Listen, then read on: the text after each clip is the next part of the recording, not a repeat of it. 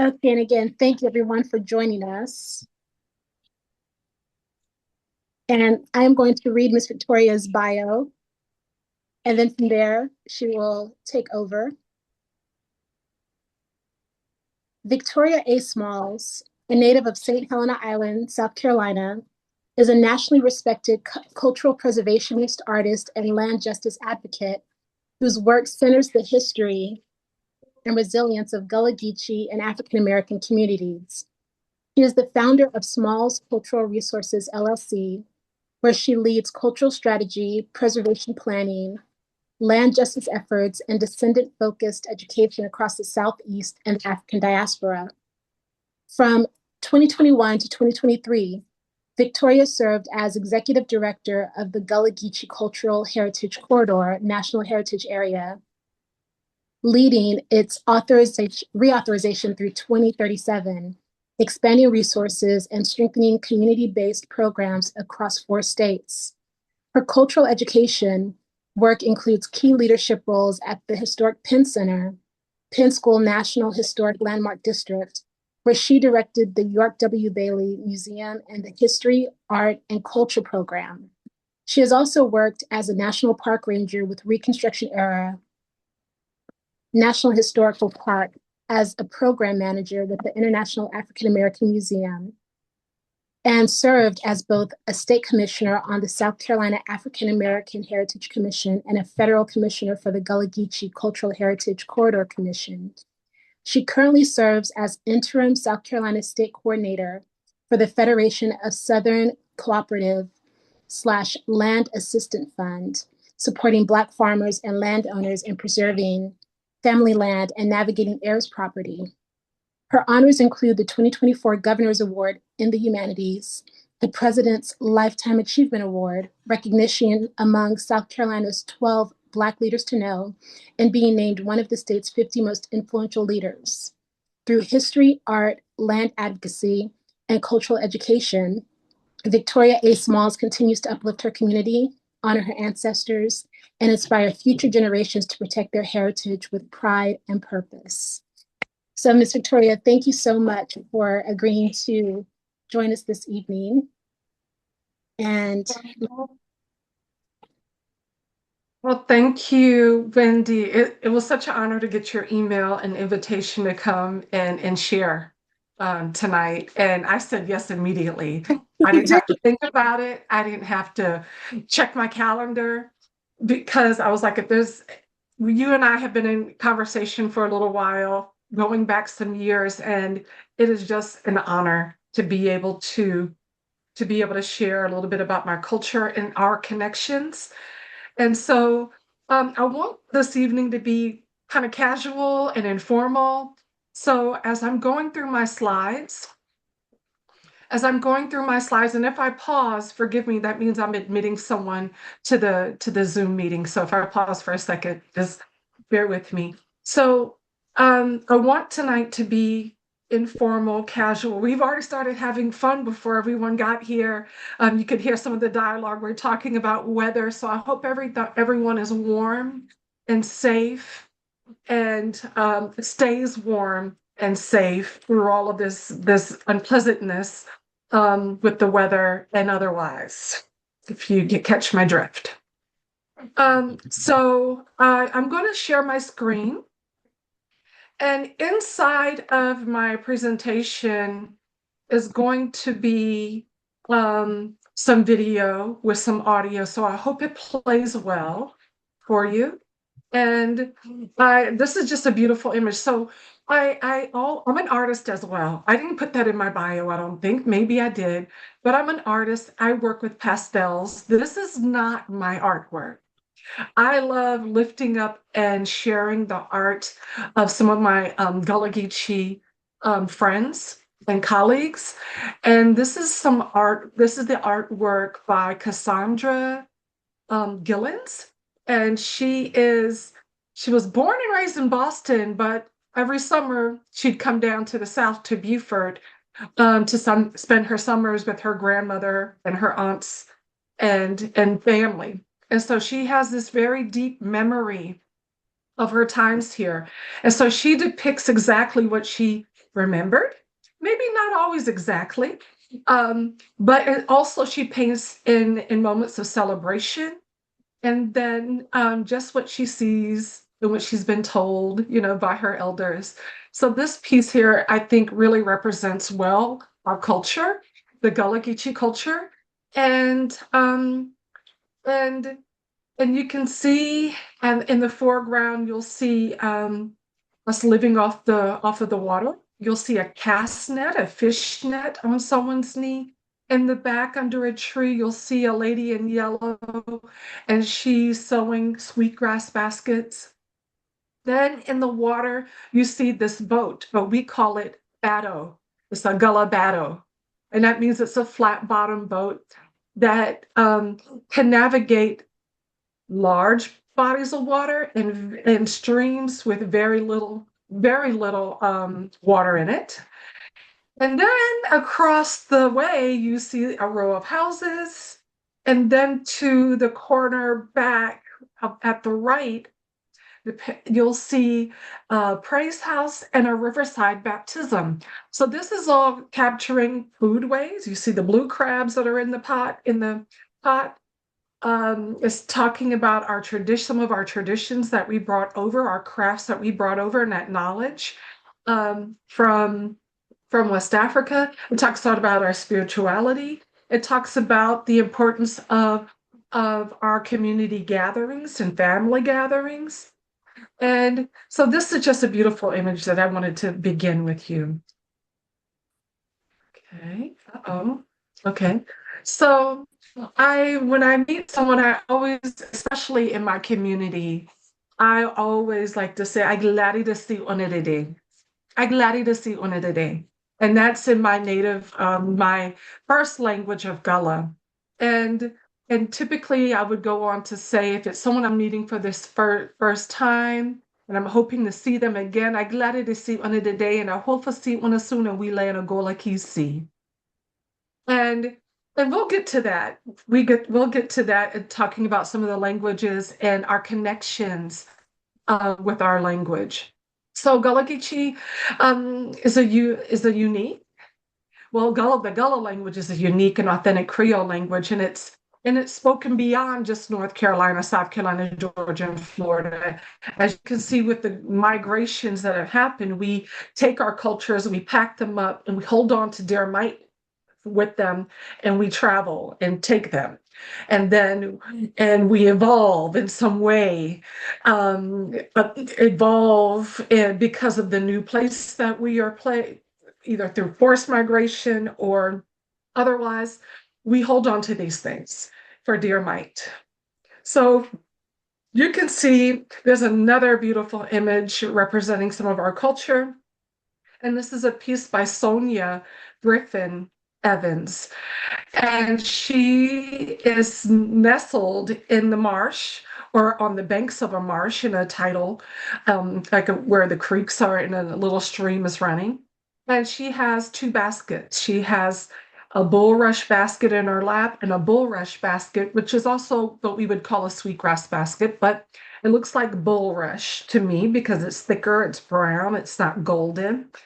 And she's in the middle of sewing this basket on the shore. Maybe she's gathering some more of the marsh grass, the bulrush grass, to complete it. So I love talking about people's artwork, and Sonia Griffin Evans is another beautiful artist from the Beaufort County area where we live. So for me, I grew up Gullah. I grew up with Gullah being my first language, not even knowing that was a term in which I would be referred to. When I was young, I was called Geechee. And during that time in the 70s, that was a pejorative term, it was negative. And when someone called you Geechee, that meant that they thought that you were uneducated, like you could not speak quote unquote proper English, that you were ignorant, uneducated, and they looked down on you. So it didn't have the best connotation in the 70s, maybe some in the 80s, and even before that. And so But I was growing up Gullah, Geechee, did not know it. I was very proud. And I think, yes, I'm number 13 out of 14 children. And I was the youngest girl, and I had the deepest Gullah accent out of all 14 children. We lived on our farm. We worked the land, mean farming.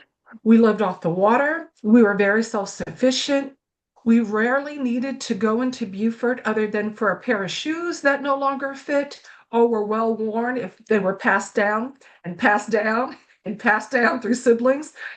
If we needed flour or if we needed something other than what we could grow and cultivate on our land or get from the water, we would go into Beaufort. And so, um, but when I would go into Beaufort, people would laugh at me because Gullah was my only language. I did not know yet how to code switch, and I hadn't assimilated in a strong, in any way really at all during my younger years. So as me growing up, I want to say, and maybe about 15, 20 years ago, I wanted to discover, really delve, maybe about 20 years ago, delve deeper into what and who I am as an individual. What does it mean to be Gullah Geechee? And then who am I? Where did I come from in West Africa? Who are my people? So there's this question that is asked, and it says, if una ain't know what una guan, then una should know when una come from. If una ain't know what una guan, then una should know where una come from. If you don't know where you're going, una, then you should know where you come from. So I have it next to this beautiful image of Miss Adelaide. Miss Adelaide, I did not know her. This is a beautiful image from the Penn School papers. It's the archival papers of the Penn School, National Historic Landmark District. It was a school founded during the Civil War in 1862 to teach education, spiritual education, land ownership, and industrial trades, and a teacher's school, a normal school eventually. And they have this beautiful collection of images that are used across the United States to tell the story of freedom, emancipation, what it looked like during slavery, because there are some images of contraband people that were called contraband at the beginning of the war. And so you can see Miss Adelaide just with these amazing African linkages just in this photograph. It's a black and white photo. She has this beautiful bulrush basket on top of her head, on top of her head with something inside. Maybe she went into the field and she has a hoe, a garden hoe, stretched across her back. She has a hat on the hoe handle. She has this beautiful dress on it, and it's going to be cold. She has her coat on, and she has a head covering on, and she's walking this well-worn path. The things that are African in nature is herself, her being. And then, of course, the how she totes, another Gullah word, tote, totes the basket on top of her head, is carrying it on top of her head. I can imagine her just walking so elegant and beautifully. And the basket is African connections. And then something you would never really think of is the way she has her waist tied. There's two cords that she uses to tie her waist. One to close her dress, maybe to give her some support as she's working in the field.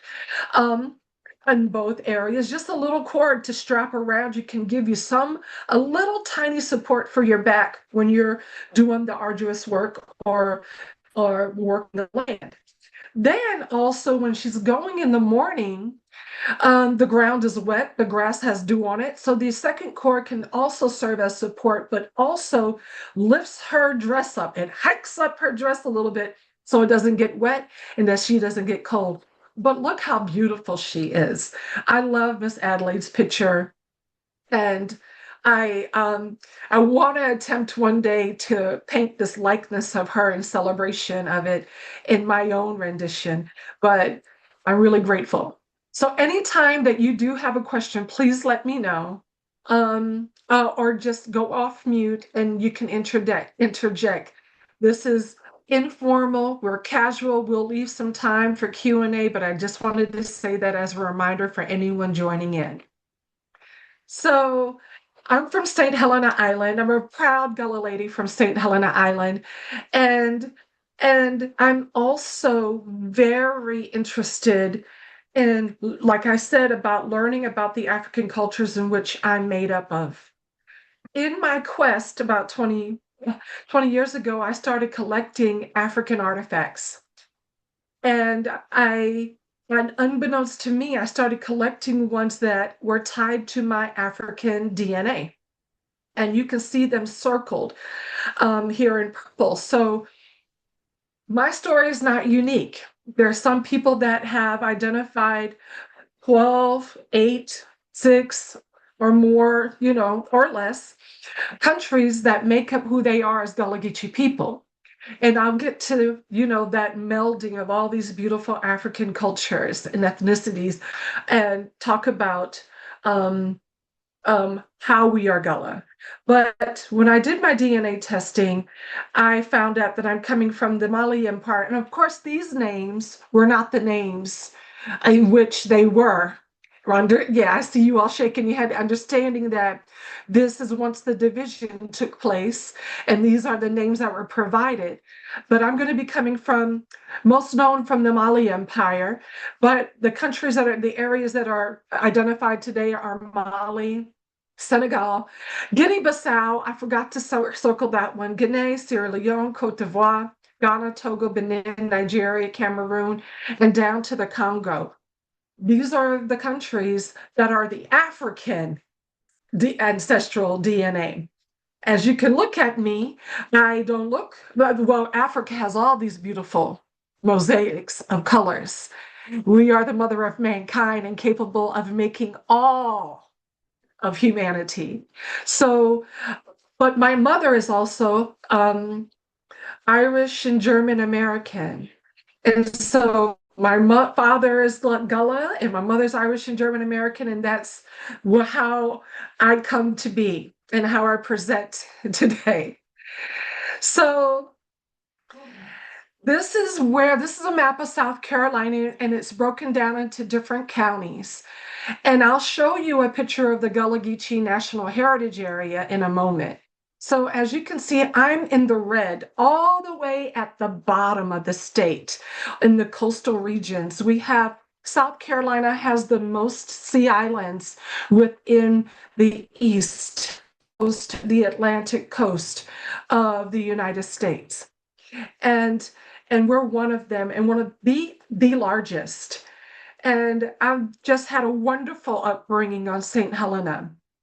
And it's due to the isolation and the location of St. Helena, the isolation of my ancestors, that we were able to keep a lot of our African linkages and connections intact, our language and the traditions of the craft and some spirituality, which I'll get to. The gorgeous picture to the right are the youngest set of the Smalls family. And so I'm on the right in the shorts. My sister Felicia is in the green striped outfit.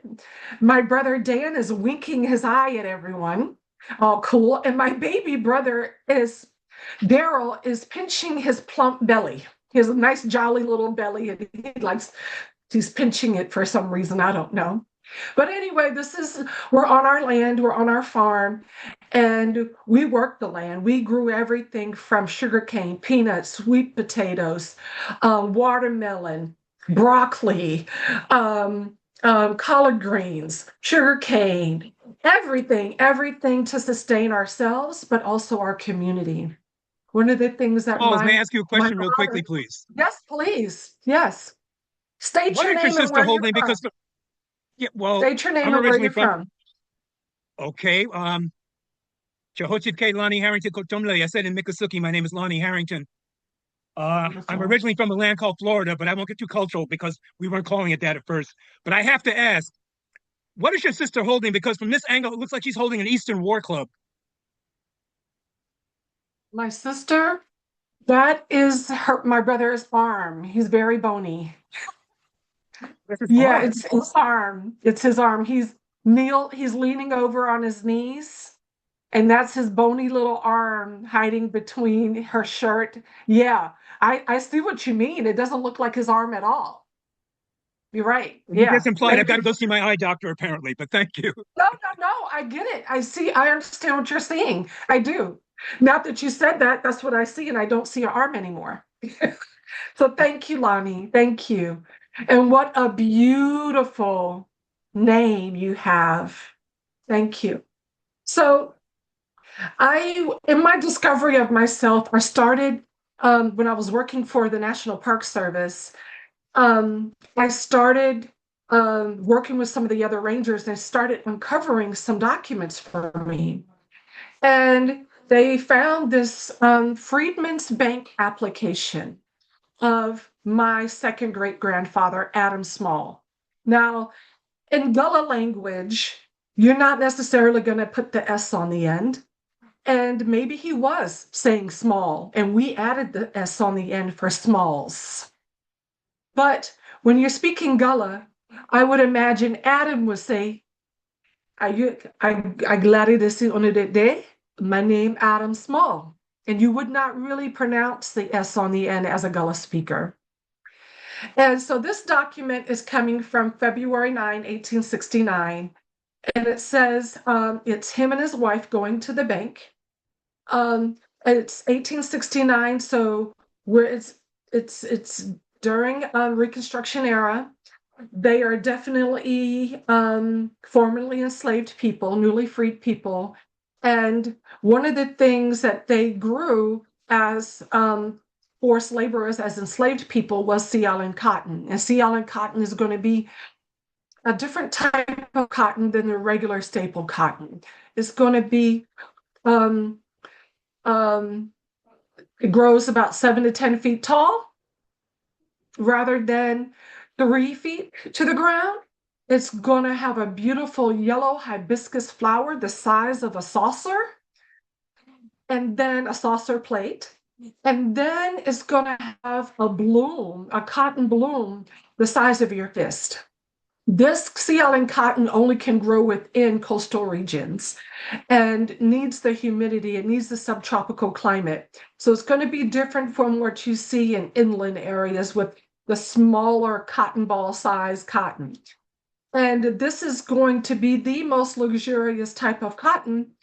And rarely is it going to be utilized in the United States. It's going to be sent off to Europe, to England, to the Vatican. There's different stories. And it brings immense wealth, just like the rice, the Carolina gold rice, and just like indigo, it's going to bring immense wealth also. So this document is going to be the first time I get to meet some of my ancestors, because in my family Bible, we only have Adam Smalls, and no, we don't even have Adam Smalls and Betsy Smalls. I only have my grandparents' names and my first great grandparents' names, and on down to me with our births. So this is going to be the first time that I see this document, and it says where was he born? Adam Smalls. He says St. Helena Island, South Carolina. Where were you brought up? Same place. Residence, same place. Eddings Point is the name of the community, or the former site of enslavement where he resided. He says his age is about 35 because he's uncertain. And that is the case with most formerly enslaved people. They are not going to know, for the most part, if they've been separated from their families after family, they may not know. His complexion is dark brown. His occupation is farming. Then, this is the line that just made me stop in my tracks. And he says, works for himself on his own land. And this is really something that's going to take place in 1865. We have documents of him purchasing land of the land that he was formerly enslaved on. And it's not part of the 40 acres and a mule allotment that was, taken away again. But it's going to be land that was confiscated by the federal government and Union forces, taken on as contraband, as were the people that were enslaved on the land. They're going to be taken away as taken on as contraband, as property, and then summarily freed. And so people are not at the time when the Union forces came through in 1861, but in 1865, they had delinquent property tax sales. And because of the Sea Island cotton sales that Adam and Betsy were able to sell, they were able to have some money to purchase some land during the delinquent tax sales for the federal government. The next line says his wife, Betsy Small, his children, Taft, Andrew, Robinson, and King. Andrew is my grandfather, my first great grandfather. Then it goes down to Robinson and King. His father is Sanko, and he's dead. And then his mother is Affie. And then his brother would be Sanko Jr. and Abel. And then his sisters, Eliza Black, Louisa Seabrook, Edie McLeod, and Tenna, who's unmarried. And at the bottom of the Freedmen Bank application, he makes his mark with an X because he's unable to sign. He's unable to fill this out, but this would be his identification and his application for his money. Now, sadly, the Freedmen's Banks, were not part of the federal government. There was no FDIC to protect money in the banks, and the Freedmen's Banks were rife. They were rife with embezzlement. So as soon as a freed person would put in their money into the bank, they would need to pay their workers because we're no longer enslaved. So you have to pay for work. You had to pay the cotton gin to process the cotton for you and to get it ready and baled to ship to Europe. And then you also had to pay your property taxes and you had to eat. So your money would go in the bank, and eventually everyone's money was stolen. Everyone's money was stolen. So you could not pay your property taxes. You couldn't pay your workers. And then if you didn't pay your property taxes, your property would go up for a delinquent tax sale. And the very people that embezzled and stole the money would be the people bidding on the land at a property tax sale. So, long story there. So the picture to the right, I want so dearly to be Adam and Betsy. I do not know who they are. This is another picture from the Penn School papers, their archives. And this is a beautiful couple. And I imagine if Adam and Betsy were on St. Helena Island, they were on St. Helena Island, but if they were heading to the Freedmen's Bank to put their money in the bank, this is how they would dress.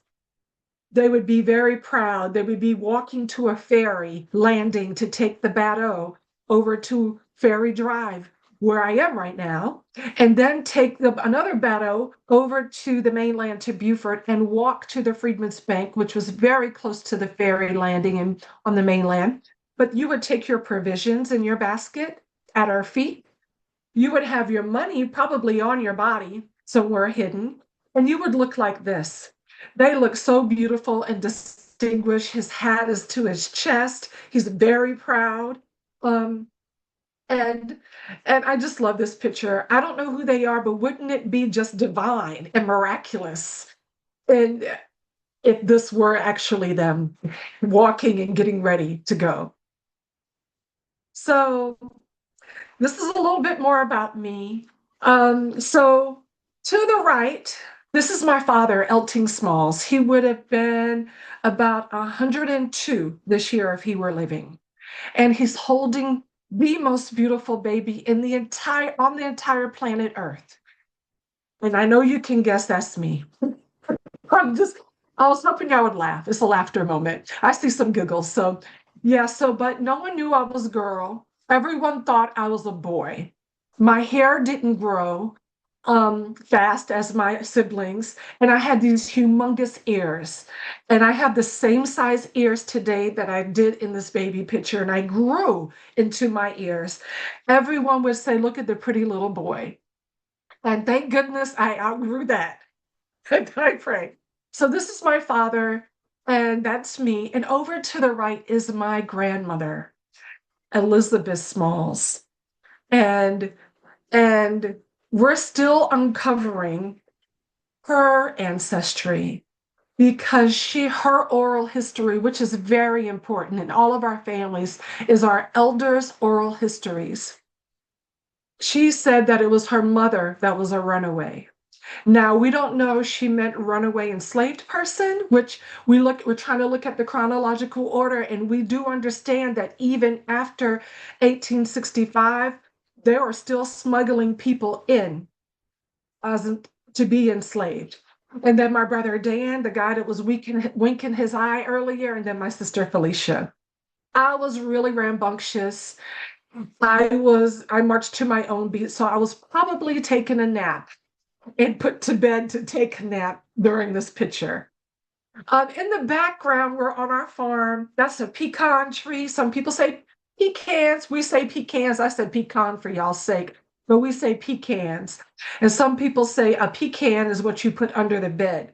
We say pecans, though. We love it. And so this is a pecan tree behind us. And we lived in the community of Tom Fripp. St. Helena Island was broken up into about 52 sites of enslavement plantations. And Tom Fripp is one of those. So when I was growing up, when people asked me where I was from, I always said Tom Fripp Plantation, even in the 70s. And so in the 80s, we shifted that to communities, and rightfully so. So, any questions so far? Anybody have a comment? There are some comments. Okay. It looks Yes. like. Oh, I can't read them. If you can read them for me, Wendy, that would be great. The first one comes from Mr. Gene. It says, I was heartened to hear you mention that the Federation of Southern Cooperatives is still going strong. I hope you can comment on this organization of African American farmers in the southern states and what they do. They are a network with which many of us in urban communities can interact, as some of us did in the past for food co-ops. Wow, I love that so much. Yes. So right now, thank you, Jean. I think I have that correct. So just to put a pin in this just for a moment, because thank you for raising that. Um, I serve as the interim state coordinator for South Carolina for the Federation of Southern Cooperatives. And it is an organization birthed out of the civil rights movement. It is still going on very strong, and we still are helping to protect Black landowners, but we emphasize Black landowners, farmers, and we help community build cooperatives so that you can be a mighty fist of power within your community and be an economic builder for each other and for your community. So we have about 80 members right now, and we are beginning to look. We cover 7 states: Texas, Alabama, Mississippi, Louisiana, Georgia, Florida, South Carolina. We also help a lot of other states. We have people that we're assisting in West Virginia. We have people we're assisting in North Carolina, in Kentucky, in other states. But we are chartered in about 7 states. And we have everything as far as for a landowner, helping them with land retention, heirs property challenges, helping them realize that they need to have a will and not allow probate to make, or a judge or a court to decide how your land should be divvied up, or to invite in an unscrupulous buyer that could divide the family land and force a sale of land that has been historically kept, or just period, to keep it productive, profitable for your heirs in the future. We do we help navigate the very difficult USDA programming. and and and we also help with technical assistance. We bring people to the land. We have foresters that come and survey your land to see how it will, how the trees are doing and how it can protect your land, your farmland. Help you with a farm management plan. If you want to build a cooperative, we help you with a business plan, bylaws, all types of wonderful things. And the membership is $50. And you get all of these things for $50. $50. $50. Anyway, so the board, um, we would love to raise the membership, but the board and community feel that this is the best way that we can help support farmers that are in peril or even not in peril, just to come up with a plan of action to keep your land productive, profitable, and to keep it for your future generations. Thank you so much for that. And Should we take another comment? Mr. Jean, would you like to read your question in the chat?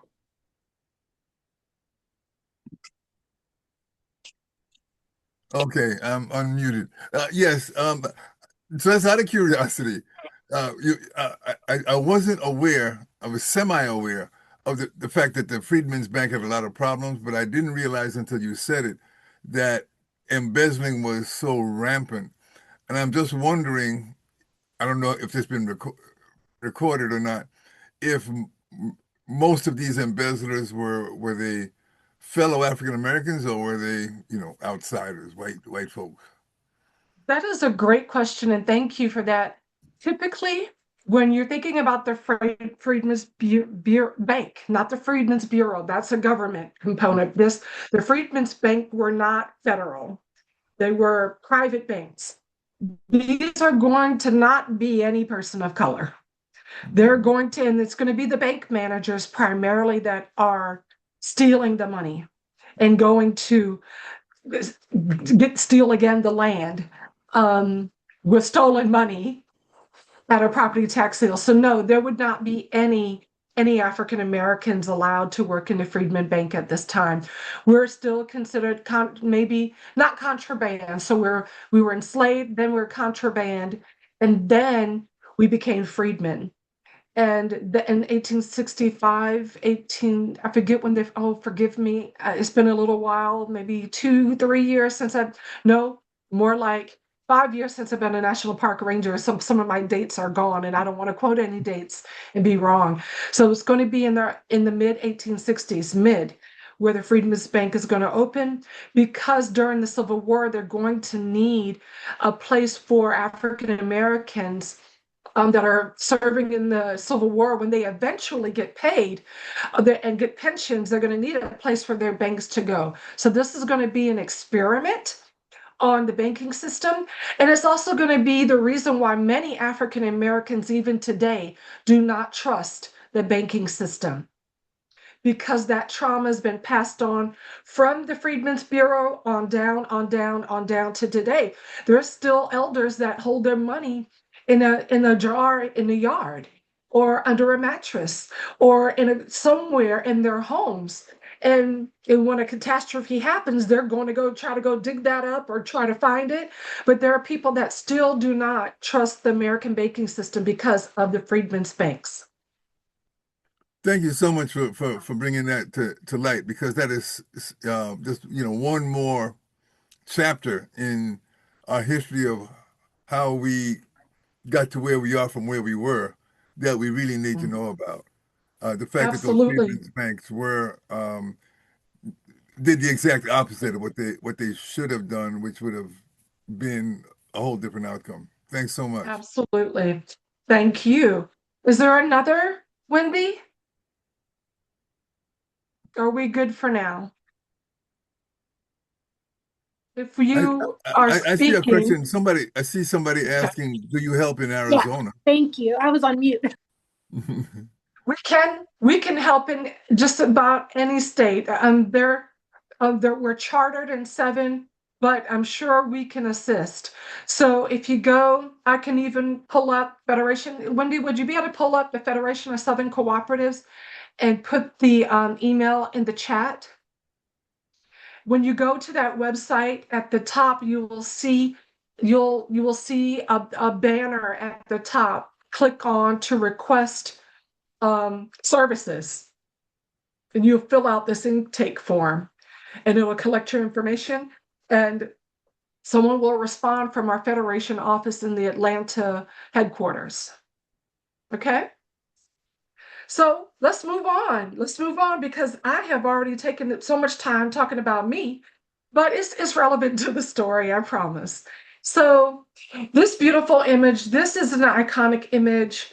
They're not exactly sure where this image is coming from. It's attributed to, I forget, I want to say, no, I don't want to say, I've forgotten, I'm sorry. But in this image, you can see multiple connections and linkages to West Africa. You see the covering of the heads of the women and some men.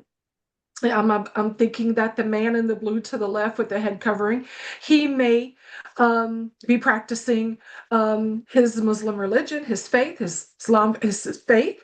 And then also you see this is a day that is depicted as a day of maybe like Sunday where they get to have a celebration. You can see the banjar, which is African, in the man's hand, not a banjo, but a banjar, which is made out of a gourd. The banjo is African completely. And it originated in our ingenuity. And our ingenuity, it also looks like the instrument that's upright with the strings and you pluck with your fingers upright, sitting in your lap. That's what it looks like. But they've taken a gourd and they've hollowed it out and made a hole and they've added some wood to it and made some strings like I can't think of the African instrument, and next time I'm going to pair it with this image to show the linkages. The kora. So yes, say it again. Kora. Thank you, the kora. That's it. Typically, it's always upright, sits in your lap facing you, and the strings you pluck with both hands and with both sets of fingers in each hand. So it's not sitting opposite of you and you're strumming it like a guitar. So it's different. But we are geniuses and we make a way out of no way. Okay. So this is a long version of what some scholars and people, Gullah people, have put together as far as who we think and feel we are. So our culture is deeply rooted in West African traditions, customs, beliefs. Just one moment. And based on traditions, customs, belief, language, art forms, and family lifeways that developed among enslaved Africans and their descendants on the Sea Islands and coastal regions of the Carolinas, Georgia, and Florida. And so this has been sustained for generations in relative geographic isolation. And what does that mean? We'll talk about that. And I alluded to a little bit when I talked about St. Helena Island being cut off. We didn't have a bridge always. The bridge didn't come till about 1948 or later, and that connected us to the mainland. And then you can see a larger assimilation starting to happen with Gullah Geechee people to the mainland culture, the dominant culture. This culture grew and adapted and is always evolving. As each generation passed down knowledge, skills, expertise, I'm adding expertise in there, stories, spiritual practices, and the result is this powerful living tradition and language that retains its African foundations while continually transforming through the creativity and resilience of its people.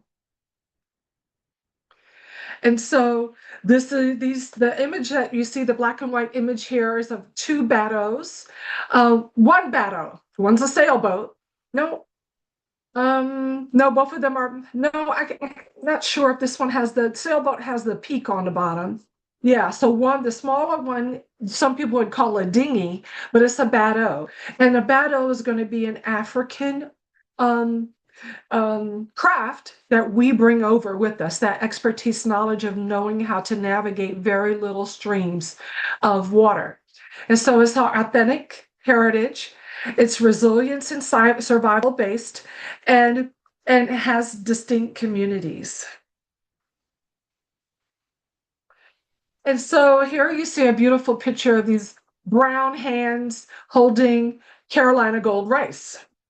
And you can tell it's a Carolina gold rice or an African glaberrina strand of rice because it's broken. It's not the long strain rice that you see in the grocery store.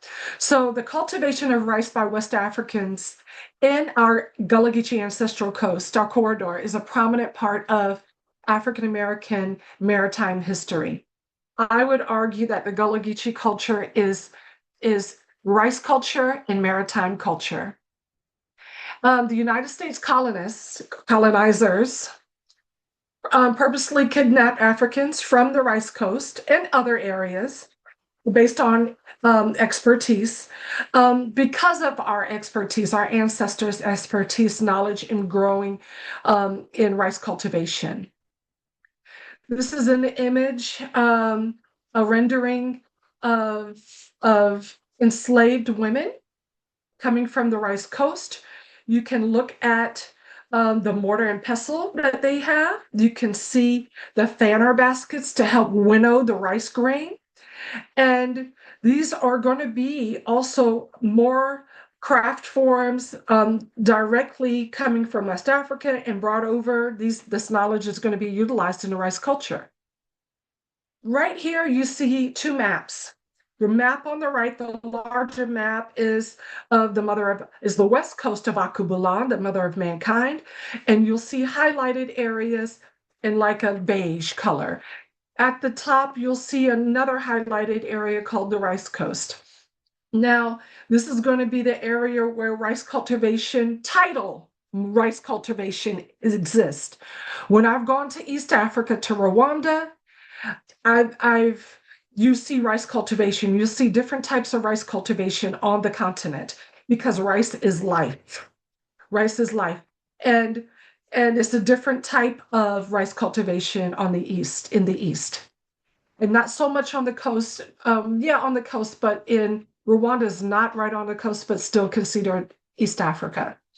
So you can see where the area in which many Gullah Geechee people come from mostly identifies as the Rice Coast, but it's all of these areas that all the way down to Angola. And some of the earlier historians have talked about enslaved people being stolen away from Angola very early. So you will see Gullah Geechee people that have African ancestry, like myself, that come from multiple countries outside of the Rice Coast. To the left, you will see a highlighted area, the southeastern United States, North Carolina, South Carolina, Georgia, and Florida. This is what we call the Gullah Geechee Cultural Heritage Corridor, and it's highlighted in a light beige. And it goes from Cape Fear River down to the St. John River, Cape Fear, Wilmington, North Carolina, coming on down, to passing the St. John River down to St. Augustine. From the Atlantic coast to about 30 miles inland is what the Gullah Geechee corridor is. However, even beyond this corridor boundary, this 30-mile area was still rice cultivation. And there are people today that still argue, how was this identified?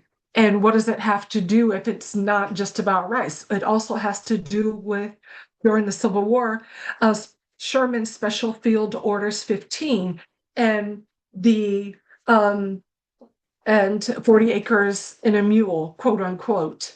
And there are people like my ancestors, like Adam and Betsy, that purchased land, that we still own our land today, that Adam and Betsy purchased. They purchased 59 acres, and I shouldn't say only, we cultivate 20 acres of that today and have our homestead on that. So how was it that rice cultivation took off really well in the colonies and in the southeastern corridor? Because one, the colonizers started to grow rice here and they were unsuccessful. So they went over to where the experts were, the engineers of hydrology, the engineers, the scientists. They went to the rice coast and stole away the people that were the experts and brought them over. And the climate, the landscape, the waterways are identical to our southeastern coast, identical. And if you put this old map of the globe together, all the continents, and smash them all together, it looks like you would fit right into the southeastern region of the United States and, of course, South America. And so the subtropical climate is identical.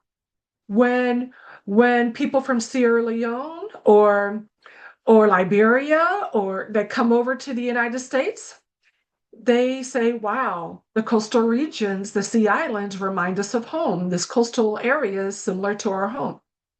And then so pairing the subtropical climate with the expertise of the rice growers of West Africa, that is going to make people immensely wealthy. Immensely wealthy. And Georgetown, South Carolina, the county, Charleston, all the way down from North Carolina all the way down to Florida. But Charleston is going to be the richest city in the United States for 100 years because of rice and because of free labor, stolen free labor. And so they're going to be immensely wealthy. And of course, you know, slavery is going to take place. The business of slavery is going to take place in Rhode Island and all the other areas up north as well. The banks, the insurers, the boat makers, the ship makers, they're going to be immensely wealthy as well. So when we talk about these sea islands and along, especially on my island, you're going to have this insect that they say comes from Sierra Leone. And Sierra Leone, some people call that the land of the mosquito. Of course, that's the colonizers, what they must have called it. I don't know many Sierra Leoneans that refer to their country as the land of the mosquito, but it is prevalent there. And the rice growers are going to be have just this amazing resiliency to malaria. They're going to have a large amount of malaria within their system. It builds a certain level of immunity. Now, do they get sick from malaria? Yes, they do, because that means that their tolerance, that the malaria that they've injected is higher, and their tolerance is not as strong anymore. So when you bring Africans from this land that have a high tolerance and are not susceptible as much to malaria to the colonizers in the area to grow this rice, you're going to see a lot of the enslavers, a lot of the plantation owners die, get sick, their children, their families. And you'll see some enslaved people as well get sick, and some of them will die, because throughout the generations and centuries of enslavement, you're going to have your resiliency is going to lower and lower, and you're going to have less malaria built up as a result and be resistant. So this is also going to cause some of the isolation, the bridges, not having bridges, direct routes, and then you're not going to want the enslaver is not going to want to see the miserable, some of them, state of the enslaved people. So they're going to go, the subtropical climate is too hot for them. There's too many mosquitoes, yellow fever, malaria, and it's harder to get to. So they're going to have, some of them are going to have, if they are wealthy enough, they are going to have multiple sites of enslavement and places where they can retreat to inland to get away. And they would only come, some would be able to afford to have multiple sites and plantations. And they would come during the harvest season for the different cash crops. And they would leave in some cases, I'm not going to say most, they would leave an enslaved African as the overseer or the taskmaster of that place, of that site. Not in all cases, but in many. The enslaved African would see to make sure the tasks were done, to make sure the everyday work of the enslaved people were done. And then also in this area of this Gullah Geechee corridor, you're going to have a task system of slavery, not the gang system of slavery, but a task system where you're given certain duties as an enslaved person.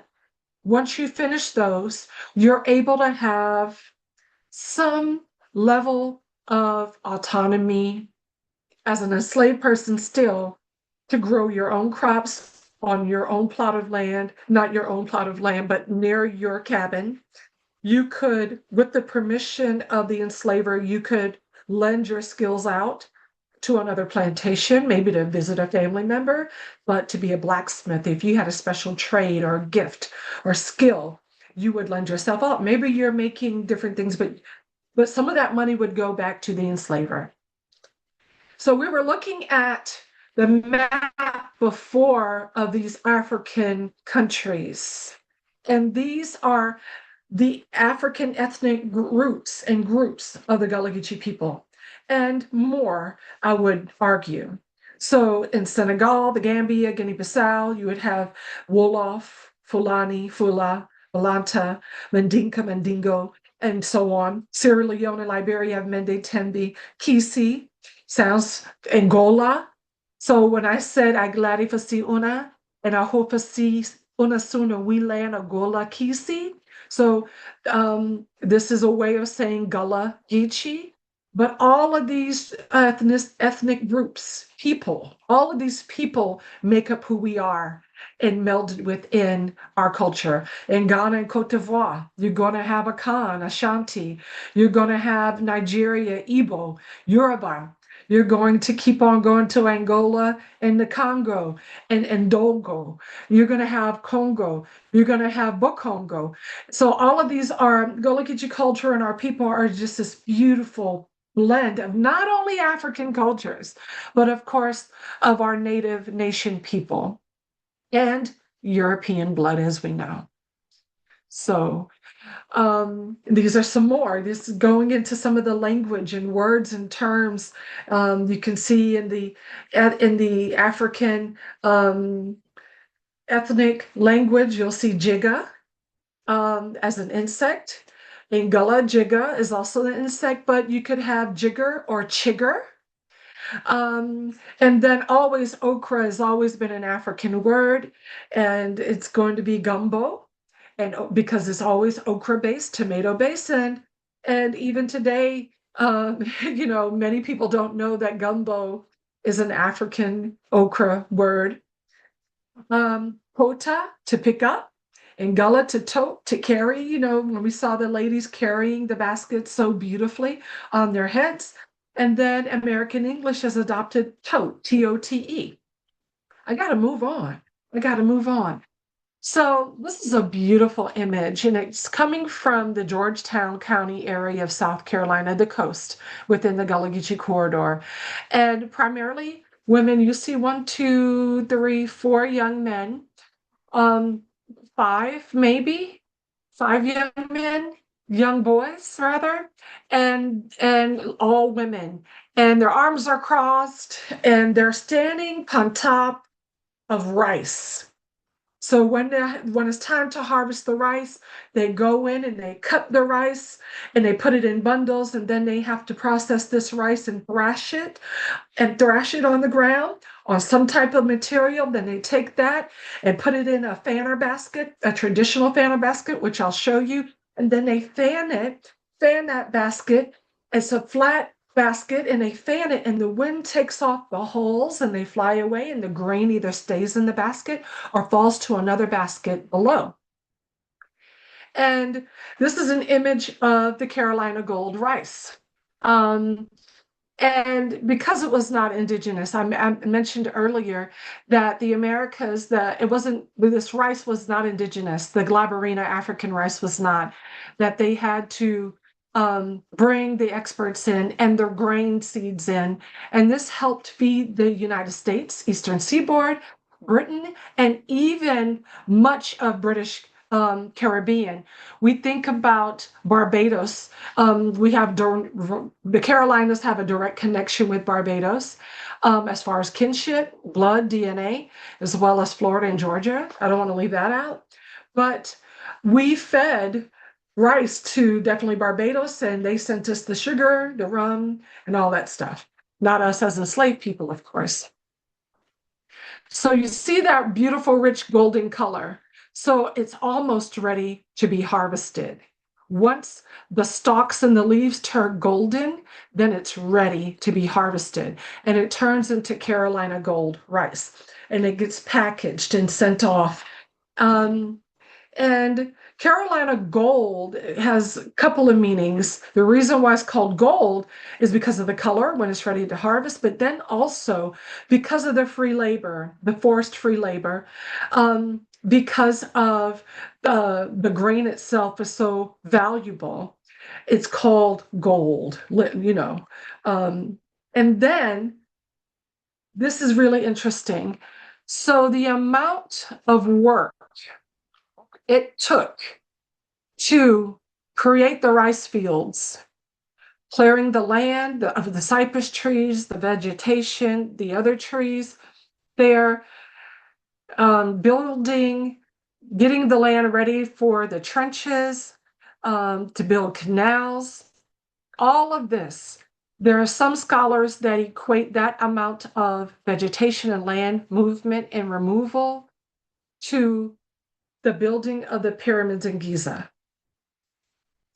Okay, so this image is a Harper's Weekly image, and it shows a rendering of what plantation life, they're trying to humanize and romanticize what the rice fields and rice cultivation looks like in the colonies and in at this time, not the colonies, but in South Carolina, Georgia, North Carolina, and Florida, and sharing this real perfect picture of how wonderful it is.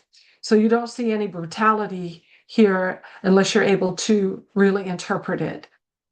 And so it was very important to keep rice field, quote unquote, Negroes together.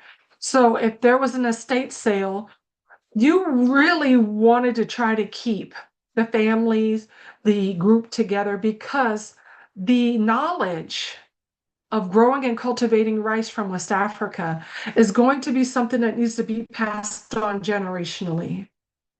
And yes, we were torn apart, the families broken apart, absolutely. Absolutely.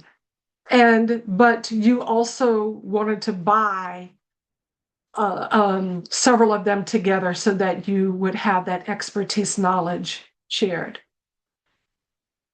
So when I talked about the building and the removal of the earth, this is what it looks like. After you clear the land, you have a wooden shovel in which you have to get down in the pluff mud in different areas to clear the land. And if you have shoveled mud, or just imagine doing that, imagine shoveling it and then mud just falling into the place where you just shoveled, and having to pull this off to build these canals to eventually create these rice fields that connect to waterways, natural waterways. Now, we have saltwater intrusion now, but during the rice cultivation time, during the enslavement, you cannot have any minute amount of salt infiltrating the waterways and canals that you have separated. They're separating natural water, not natural water, all the water is natural, fresh water from salt water. And this is where the engineering science of hydrology comes into place, where you're going along the the rivers that are now occupied with salt water because of so much of sea level rise and so much of climate change that is happening, all this stuff, you're going to have so much salt water. So now you would not be able to grow rice here. But you take in the natural waterway of the river. This is the Combahee River, and it connects to the Ashepoo and the Edisto to make the Ace Basin here. And it's an estuary, large estuary that comes off of one of the largest, and during enslavement, during that time, Port Royal Sound, which was really important to the effort of the Civil War. And so you can see where the straight lines and canals that were made, handmade, and how they meld in with the river. And they had to build these dike systems and trunks to keep the flow of the water. You needed the fresh water to germinate the rice, for the rice to grow and cultivate. And you also needed to drain the field to harvest the rice. So in fresh water, you're going to have all types of predators. You're going to have the American alligator. You're going to have the water moccasin, the cottonmouths. You're going to have, those are going to be extremely prevalent. And typically rice cultivation, growing and planting, they're going to start at about 4 o'clock in the morning before day clean, one of our Gullah words, before day clean, before the sun rises.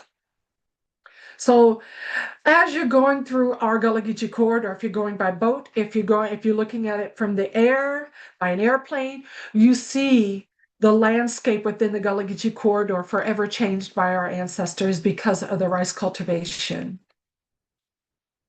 These are all different fields, all of them. Want to pause there for a second? Anybody want to share or ask any questions? We're at 9:14. Yeah, my old Florida country boy's coming out because you're showing the pictures of those ancestors creating the canals. You know, I spent part of my boyhood in southern Florida during the 50s and early 60s when it was still quite rural. So I know a little bit something about alligators and water moccasins, and I'm thinking the traditional healers in that community must have been very busy. Because just creating Wow, canals alone, that's going to attract smaller male alligators that are being run out by larger male alligators from other territories, and they're going to have attitudes. I can only imagine what those ancestors went through. Oh yeah, There's a thank term in the you. Miccosukee language that's Shana for respect, and I say respect, Shana. I can just only Gina, imagine what they thank had to you. deal with. Yeah, and if you're going in at night at 4 in the morning, you can't even see your hand in front of you.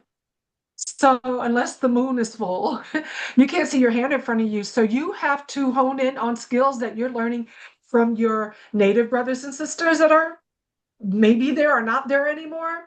You're going to have to hone in on your expertise, knowledge of navigating any predator that may have been on the homeland in Africa. So, and then this is a whole different environment. So thank you for pointing that out. Thank you. This is Pretty much our a lot of snake experience I had as a boy, but I'm not going to bore you with that right now. okay. So I'm going to move forward. Thank you for sharing that because I think that was really important point to make and to really put in the minds and the hearts of the people that are listening that it wasn't just going out in the field. It was not. And then if you had your baby, if you had your baby tied to your back, or if they were on the shoreline and you're trying to watch for an alligator going after them. So then also African enslaved babies in the United States are also used as alligator bait. They would put babies in marsh areas to hunt alligator. And a baby is helpless, of course. So I just wanted to share that imagery. This is an image by Jonathan Green. He's one of the well-known Gullah artists. And he's really the person that, one of the people that gave us permission to paint in our memory, paint our elders' memories. He's not painting from the lens of enslavement. He's painting through the lens of freedom and emancipation and people working their own land. So these are going to be people that have their own rice fields now and that they're harvesting their rice. Another image of self-determination and self-sufficiency, Diane Britton Dunham. She's depicting the passing on of the knowledge generationally from the grandparents in the background who are harvesting the rice to the parents who are also teaching their children how to harvest the rice. This image is a black and white image of two women. Sometimes there's three, especially on the continent. They typically have three women with the mortar and the pestle. Once the grain is harvested and it's thrashed on the ground, they still do this. In Sierra Leone and areas on the coast of West Africa, they still thrash the rice in the village settings. And they thrash it and then they put it in the mortar and they use the pestle to pound. Did I get that right? Mortar pestle, or do I have it backwards? I cannot remember. Sorry. And this is how they're going to separate the hull, the shell, from the grain. And then they will use the basket that's at her foot, the basket set on both sides at their feet, to fan the basket to get it ready to send off. This is a little bit of what it looks like. Jonathan Green is showing his painting of a young lady who he has seen the Penn School paper archival picture of Miss Virginia here. He's seen this picture, and this is his rendition of this image. And you see the sweetgrass basket. Primarily during this time, it's going to be bulrush. Bulrush is going to be a thicker, hardier strand of grass, of marsh grass. And it's better used for the work of the place, and not so much sweetgrass. Sweetgrass is going to be incorporated now because bulrush is harder to work with, and the sweetgrass is going to have a creamier color. The bulrush is going to have more of a pecan caramel color, and then you're going to sew it together with what she has on the grain hut. She has palmetto thrash on the top of the roof of this barn, and you will use that to sew the basket together. Mary Ferris, he's an artist here as well, and he's incorporating not only the beautiful expertise of the basketry, but also the flora, the fauna, the land, the waterways, all of nature, and depicting his celebration of culture. He's coming from Florida. He lives here now, but he's depicting Miss Virginia in this as well. This is a resource, African American Maritime History, aamaritimhistory.org. There's lots of information here on the argument of Gullah Geechee culture being a maritime culture. And Cassandra Gillens again, sharing a boat, a larger shrimp boat, more contemporary times of men going out for several days fishing on the water. This is the historian that put together the African American Maritime History website. She is amazing. They have different things from maritime songs. How do you keep the tide? Hopefully we'll get to that. I don't want to forgive me because we got so much to go through. And then we have the Honorable Robert Smalls here, formerly enslaved as a child here in Beaufort. At age 12, he's shipped off at his mother's request because a young Robert, he was taken on freedom on his own terms. And he was not raised up. He was also considered mulatto, white and black. And many people have stated it was his enslaver that impregnated and raped his mother. And Henry McKee is his name, and that he's mulatto. And he's darker during the Civil War, during this time, because he's a boat captain. He works on the docks, and you get this beautiful bronze tan when you do that. But later on, when he goes off into the Civil War, he and 9 other people that were forced and pressed to work on the side of the Confederacy, they stole away the Confederate ship, the steamship Planter, stole it and delivered it, had to go through an arduous journey that could have risked their lives, but they delivered it to the Union, to the federal government for a reward that they didn't get right away, but much years later, because Congress did not see fit to give enslaved people or contraband money. But later on, they were able to get this money. Robert Smalls came back home with that money, and he purchased not only his enslaver's home, where he was enslaved, his mother was enslaved, but also a full block of property and homes for other family members and community. He later is Smalls, I going don't know, to, I might be preaching to the converted, but one of the Discovery Channel programs actually did a reenactment about Ancestor Small taking that boat over to the Union. It was really dramatic. there are going to be a lot, thank you for making that point, because there are going to be a lot of things that you can look on online to get a better, fuller story. He eventually, because of this Civil War hero, he and the others that are rarely mentioned, um, we know the names now, and now we're sharing more about them within the National Park Service side about who the other people were on this boat and their important role. He's going to catapult into the state legislature and into the House of Representatives serving in Congress.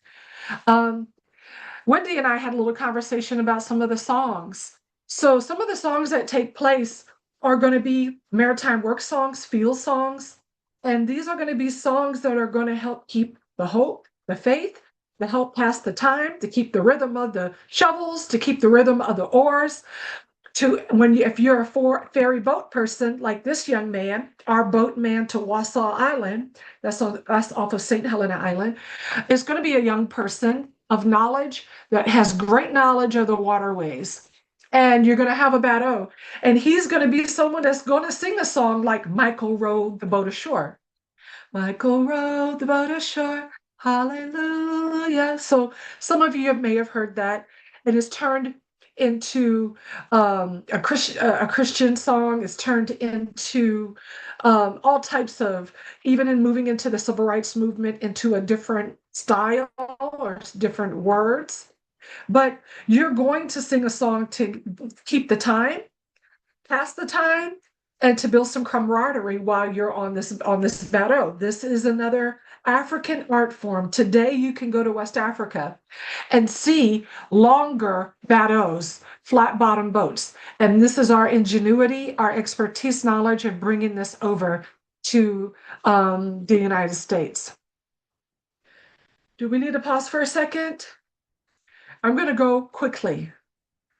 Another very important part of the Gullah culture is going to be spirituality.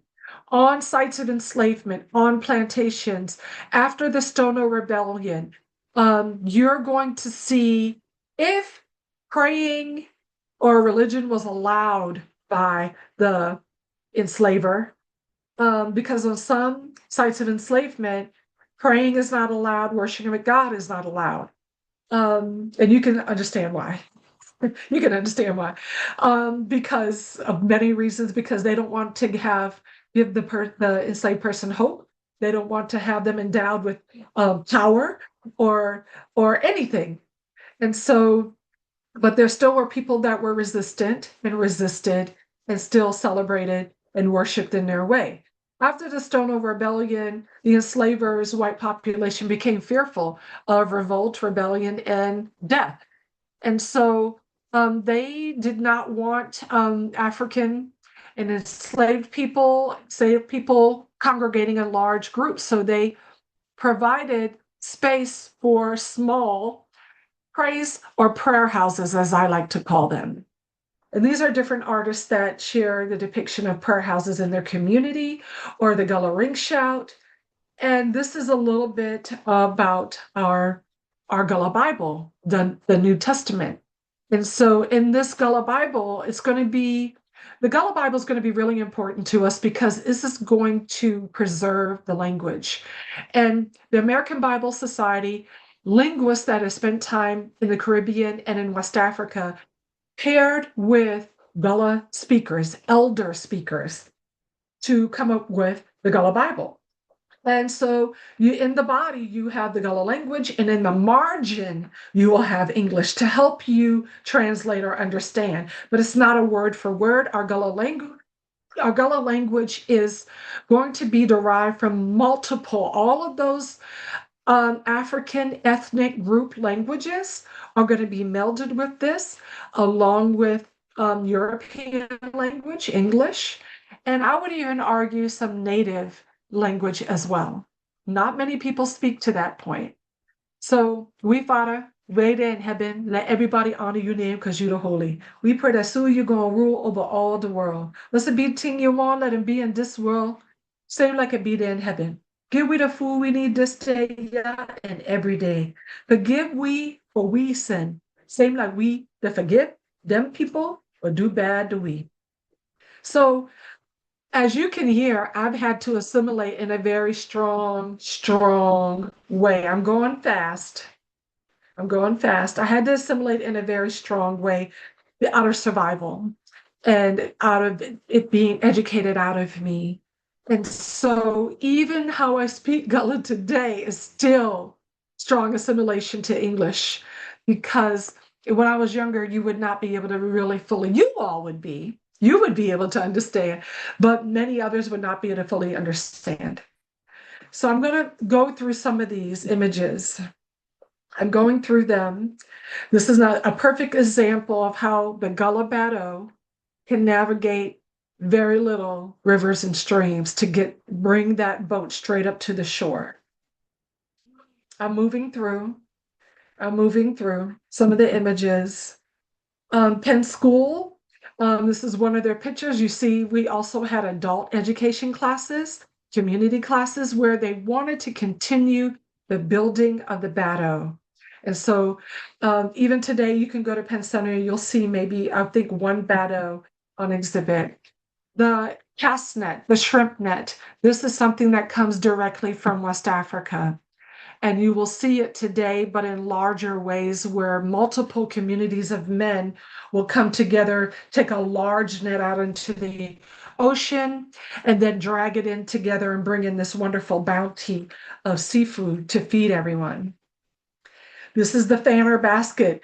If there was any traditional basket for the Gullah Geechee people, it would be the sweetgrass fanner basket. This one is not traditional because it's not all bulrush, but you'll see the lighter the creamy lines that are going all the way around the circumference, well, all of it is the palmetto leaves to sew the grass together. You start with pine needles, longleaf pine needles. The next color in from the center is the sweetgrass. The next darker color is the hardier bulrush.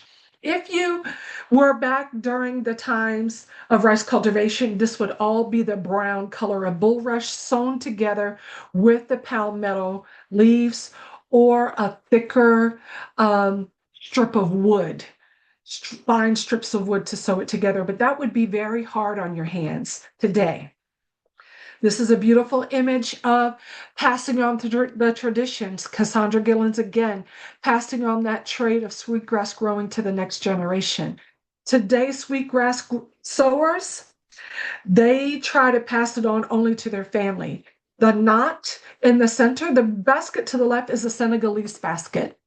It's a coiled basket, and it's almost identical to what we have, because the African being enslaved in America, they had to pull the resources, the natural resources they had to make do with what was provided.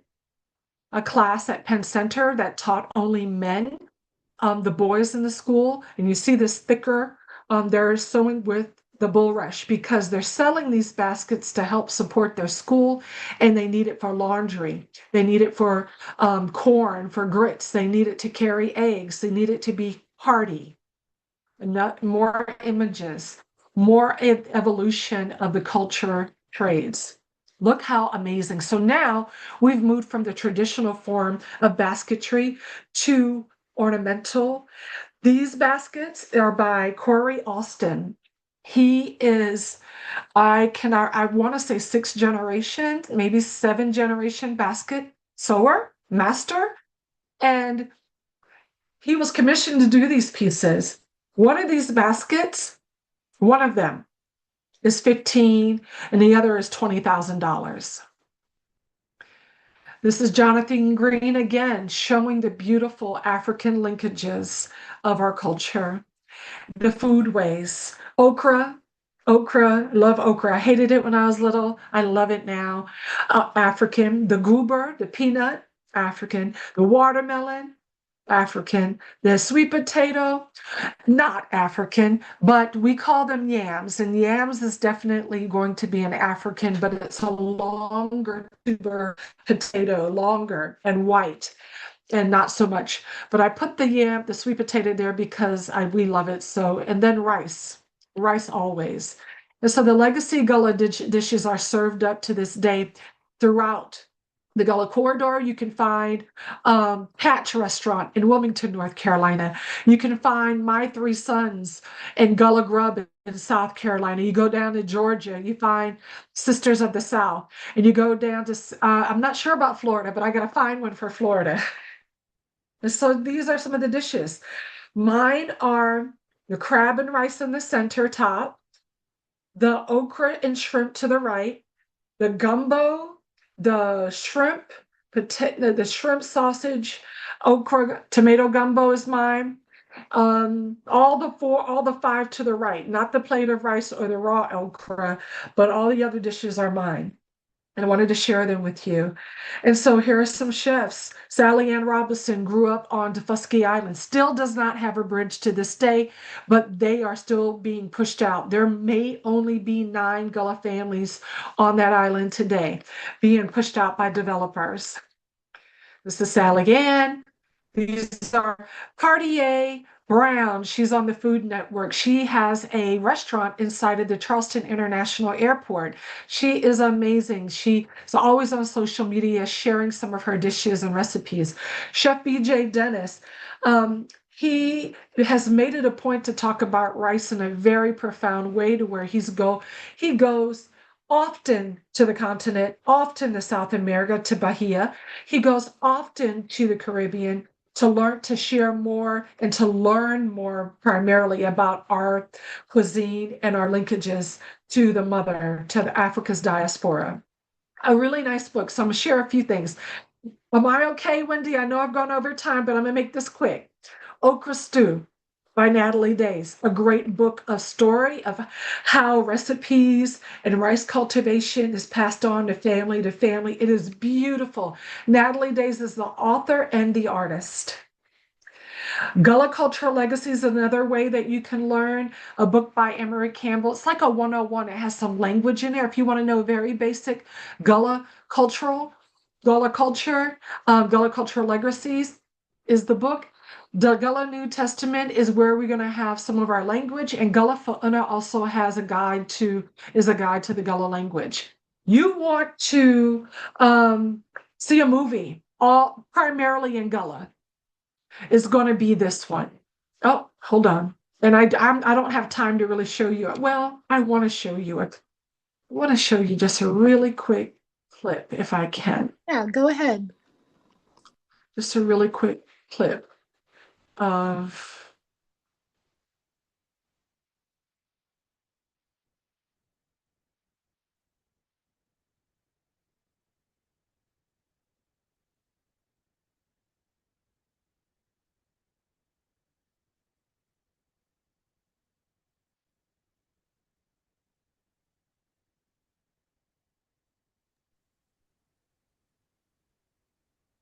I want to go right here. Hold on.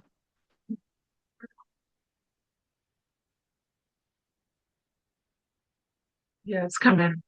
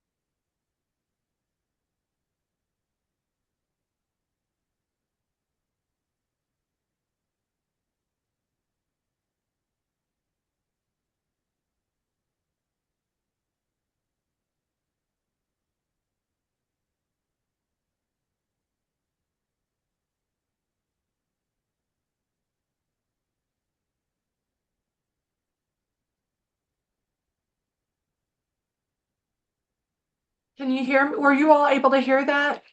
No, there wasn't any sound. Oh, wonderful. I have a I'm friend that so was in the sorry. movie. I have a friend that was in the movie. He played the Native American man, M. Cochise Anderson. Absolutely. Absolutely. And I wanted to get to the Native American component because we lived in community. We learned from one another and we learned. I'm so sorry you couldn't hear it. But you have to pull up the movie. You have to watch it. Daughters of the Dust. Great film.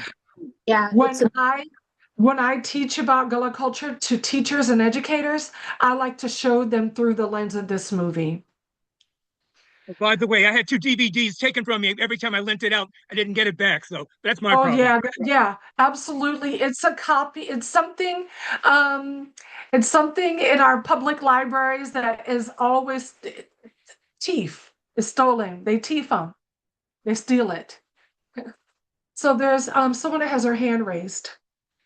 Can you unmute yourself? Oh, hi. This is Seisha, Primo Shaw. I was just going to ask if you were talking about Daughters of the Dust because I love that movie too. but Yeah, so yeah. I'm not going to talk about it right now, but I wanted to share that as a resource for everyone to see how the culture is beautiful and alive and how it evolves and how we're forced to assimilate in a very strong way. So I would like y'all, I won't be able, because I want to share a little bit of time with you all. I want to share a little bit of time for any more comments and questions also at the end, and I'm way over time. I'm not going to show this, but Gullah Roots is a South Carolina ETV documentary. It's free online. You can pull it up. Just Google Gullah Roots, SCETV, and it'll pull it up. And it shares about 50 of us that went back to Sierra Leone to see our culture unfold in front of us on why we are called Gullah Geechee. From the rice fields to the sweetgrass baskets, to the cuisine, to the people, to the language, to the beautiful sea of Black people. It was just an amazing experience for me. We're talking a little bit about music.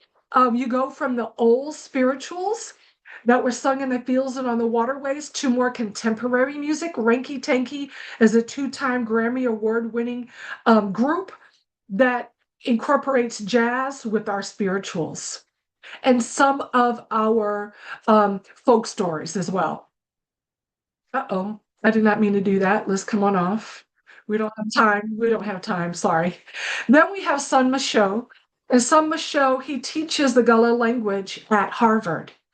And so in this one, you can pull him up on YouTube and he'll share all of this stuff about language. And he also has a great Facebook page and Instagram page.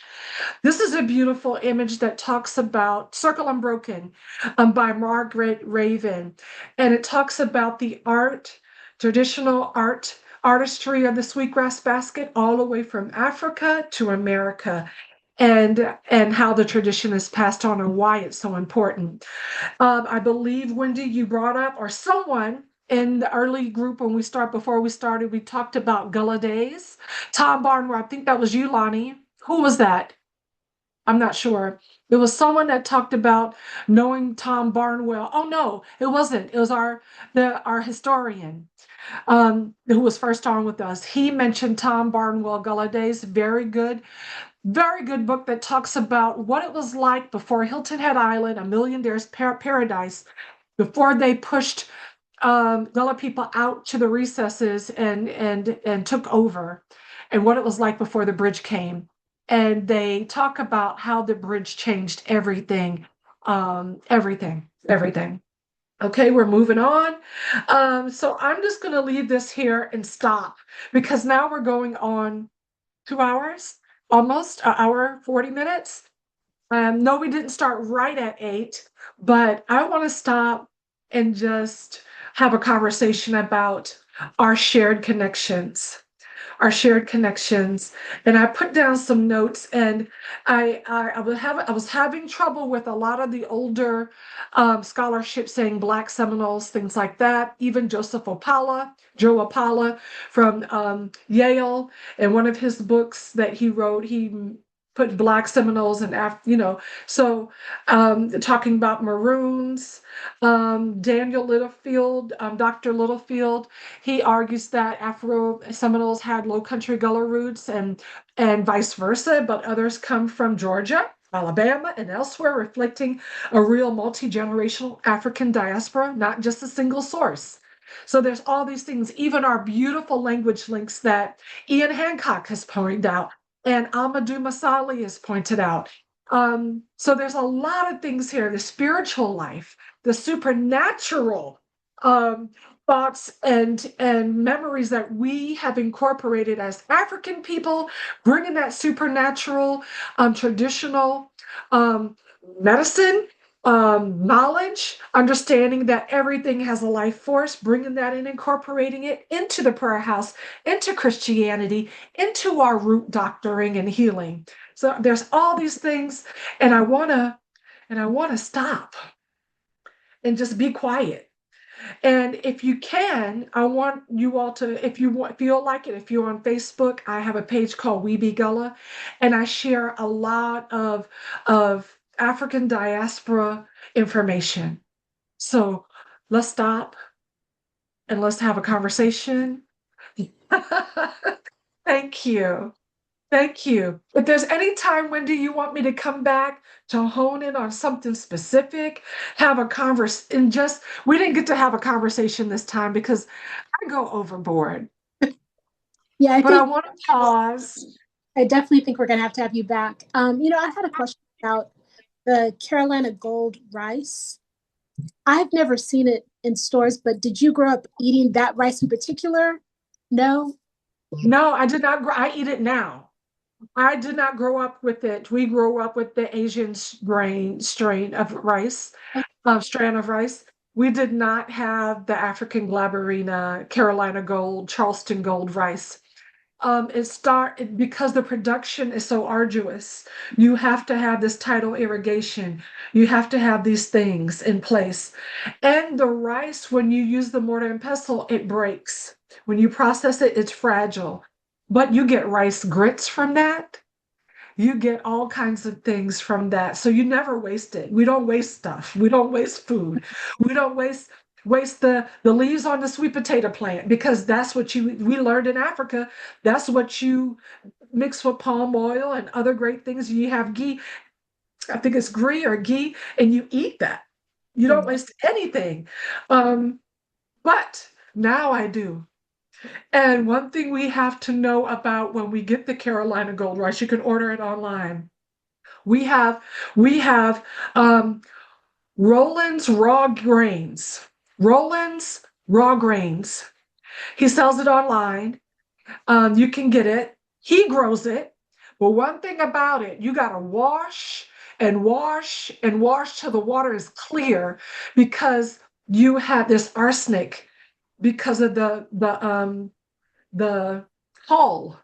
There's arsenic, so you got to wash until the water runs clear. I mean, wash and rub it in your hands. You got to wash it well because we do not want to poison our people. Mm-hmm. I have a question. Well, not a question, but in my family, we have one of our Ham family married into a woman from the island, from the sea islands. I can't remember where Laza, her name was Laza, and I can't remember her last name. I wish I could. But her father was kind of well-to-do, but and even some of her children who were born here in Fort Lauderdale could not really speak English well. They never spoke it really. Even her own children, you could hear in some of them, all my relatives. We loved each other. So, but you can hear that. And I'm amazed at your language. And you said you spoke it, you had a bigger accent, but nobody ever got as clear as you are. Their speech was because never like your speech. Well, this is still assimilation. This is still survival talk. So I know, but I'm just saying, you can understand what I'm saying. And yeah, but yeah, so I understand that they have more of a pure accent, is what I think you're saying. Yeah, they were like they never. I mean, my husband can tell you some of them. I mean, I know the mother, Laza, she beautiful woman, but her speech, you sometimes you just didn't really understand what she was saying. I'm You know. glad. I'm glad for that because that meant they felt safe in speaking their tongue, Oh yeah, the yeah, language that they were born with, their first language. I love that. And that the person listening is going to have to listen right, harder, yeah, tune right, in better. right. When my grandmother Elizabeth Grammy spoke, I only understood one or two of her words. She worked as a laundress, and so she would turn the Gullah off when she was at work, but at home and with her neighbors and her girlfriends and her Bible study group, they would turn that Gullah on, especially even higher if there were young children around. Mm. Because maybe they were talking about some things we didn't need to hear. So they would dial that Gullah up even more. I remember one time, one of her friends, they had just finished a prayer meeting and they started talking. And the only thing I understood was water, WADA, water. I thought she wanted me to go get her some water. So I went, and I was a Gullah speaker. Even, I mean, how I speak today is not how I spoke when I was younger, but I love my language so much that I want to become fluent again. And I want English to be my second language. I love hearing people speak in what other people would call broken English, because that means that they have mastered another language, two or five. They speak another language other than English, and English is Right, not their first language. So I'm always telling teachers if someone is struggling with speaking English, that means that at least they're bilingual. At least they're bilingual. They might be trilingual or more. So let's be mindful of that. And I also go into schools to talk about the language. So when a student is speaking in the Gullah language, they don't get it corrected. Teachers have to be able to recognize the language so it's not educated out of them. right, And right, that if a child is answering a math question, what is 7 times 1? Well, 6 plus 1 was 3 plus 4 was 5 plus 2. And that child says 7, 7 with a B, it's still right. It's not no, it's 7. You don't correct them. Yeah. So, okay, I'm sorry. I'm talking too much again. Go No, ahead. I just want to say one more thing. My name was Wallace, but they all call me Walla. Oh, Okay, Walla did it. Walla. I Yeah, they love call that. me Walla. Very Yeah. good. I love But it was Walla. great. I mean, but they all gone, practically all they are gone. It's a big family Anyone? too. Thank you for Yeah. sharing, Walla. Thank you, if you don't Yeah. mind. Is Oh, there I anyone love it. else? I'm glad you Pardon me? do. It's I love beautiful. it. Yeah. Michelle, you can unmute yourself. Do you want to share a question or comment? Yes. Good. Hello. I'd like to Hello. share a comment. It's I think this is my first time speaking to the group and my second time like attending one of these lessons. I loved it so much. Thank Um you. my Thank you. grandmother is from St. Helena's Island too. She's from Eustis. Yay. What's your grandmother's name? Teresa, I guess her maiden That's, name is Atkins. My aunt, oh, I know the Atkins family. They're Fisher people. They're yes. Fisher people. Yes. My Yeah. So um, they supply us with our seafood and our food. yes, There's Ernestine Atkins. yes, that's my There's aunt. As she is a volunteer at the Penn Center right She now. is. Your aunt Ernestine is, I love her. I kiss her and hug her every time I see her, and I'm going to give her one for you. Oh, please do. I I'm going miss to her give her so one much. for you, Michelle Wright. Thank you. My I dad love came this. to Can I visit. take a picture of the screen? Is that okay? If I take a picture of the screen, y'all, I don't want to do that without permission, but I want to take a picture of this and then of Miss Michelle. Yay. Beautiful. And yeah, so you also have a relative named Tendaji Bailey. Oh, I did not know Who this. I'm is, you need to pull him up and look him up because he he has a program called the Gullah Futures Project. Gullah Futures Project for young people. For young people. So engage with your cousin, Okay. 10 Daji Bailey. 10, like the letter 10, Okay. DAJI. 10 DAJI Bailey, but look up Gullah Futures Project and you'll get him and connect with your people. Connect with him. Connect with him. He's amazing. Tell him I I said so. definitely will because well, I'm gonna tell Aunt Ernestine, Mama, Auntie Ernestine, because we have to, even if they're not blood related, we say Mama or Auntie. It's African, and so that's the respect that we give our elders. Yeah. yes. And my dad, like both of his parents were from St. Helena's Island. What's So and my dad's name is your dad's name? Moses. Moses Atkins Moses or Wright. Moses Wright? I Mhm. don't. He's younger than me. He What how old is about he? what age? It's I all right. We don't always know our parents' ages, so 57. it's okay. I think he's Yeah. 57. But Okay. they So were he may have been two. Did he graduate? Did he attend school here? he actually was born in New York because my grandma left and Yeah. Okay. then most That's of right. them She left did go. Yeah. to New That's York. right.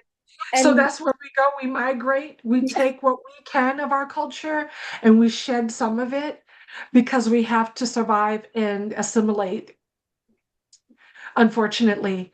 And if you're able, you come back home and you regain it and you share it.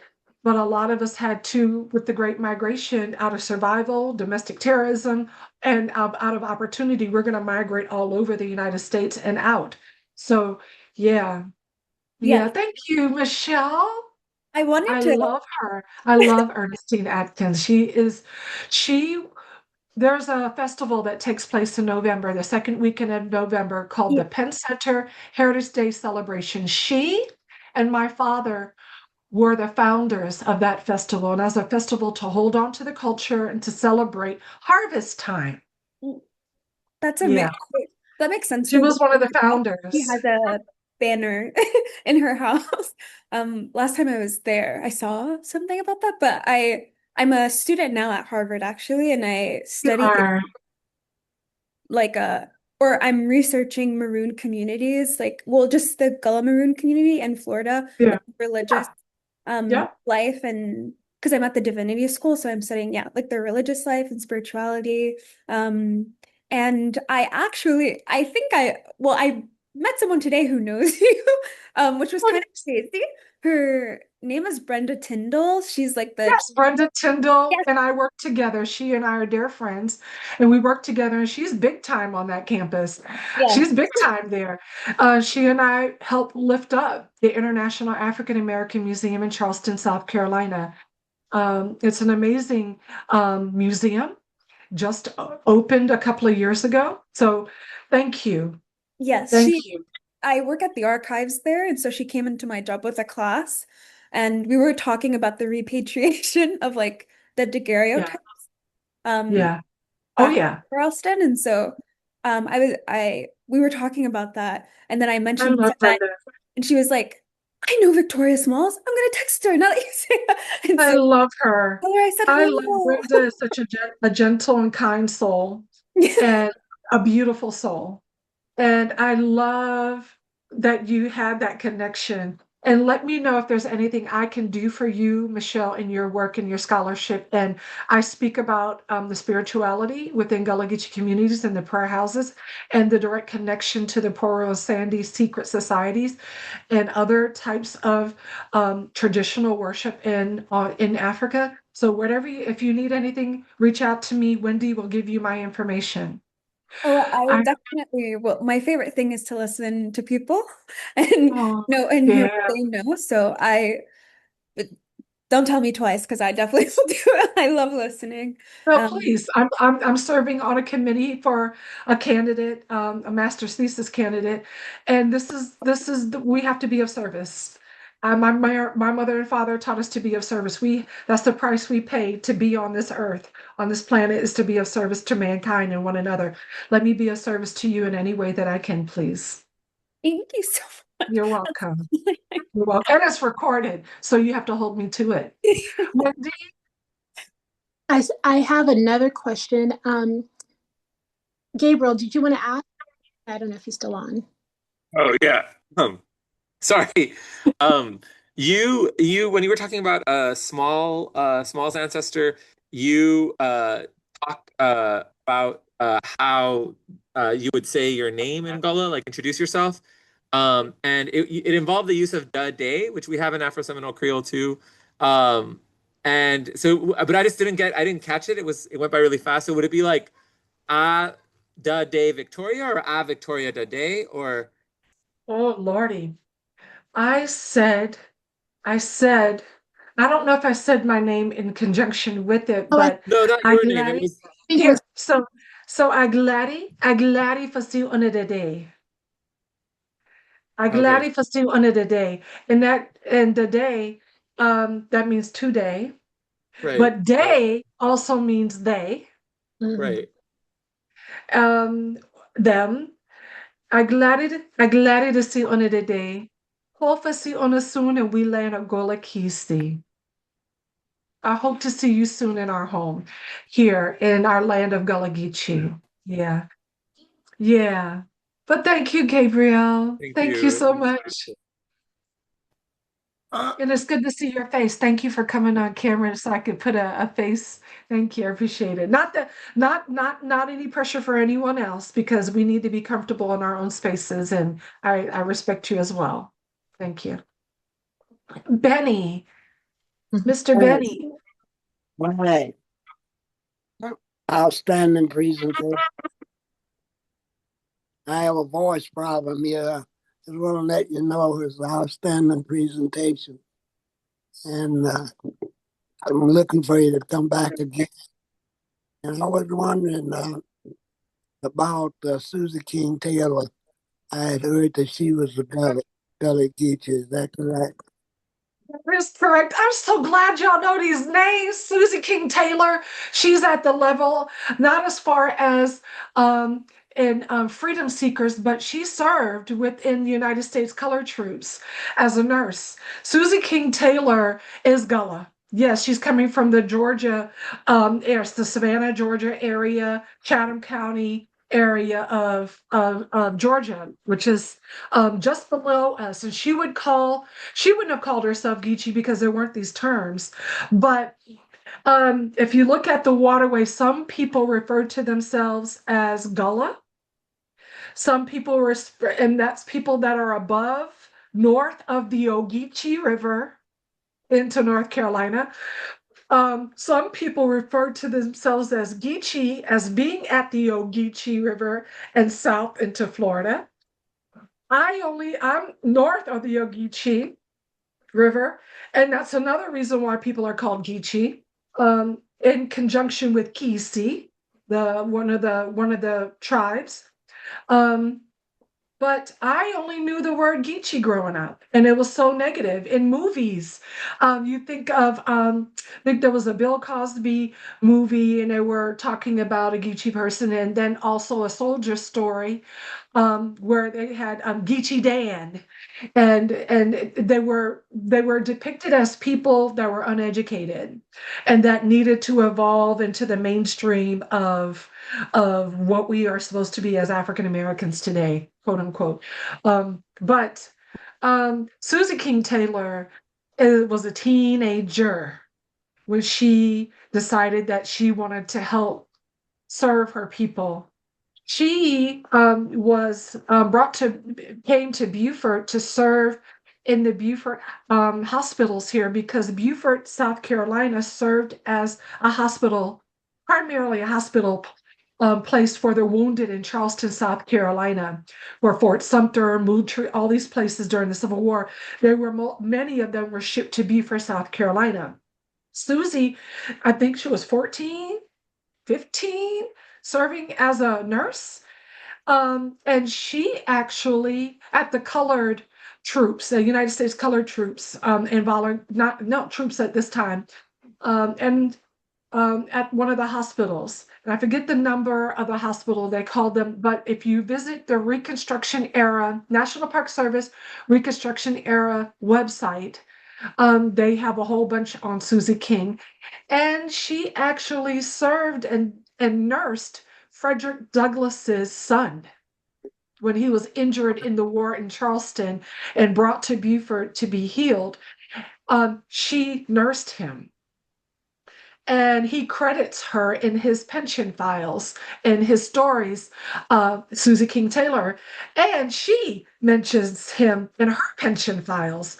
And those pension files are for them to get money. And then also there was someone else that was very prominent son that was also there in the hospital.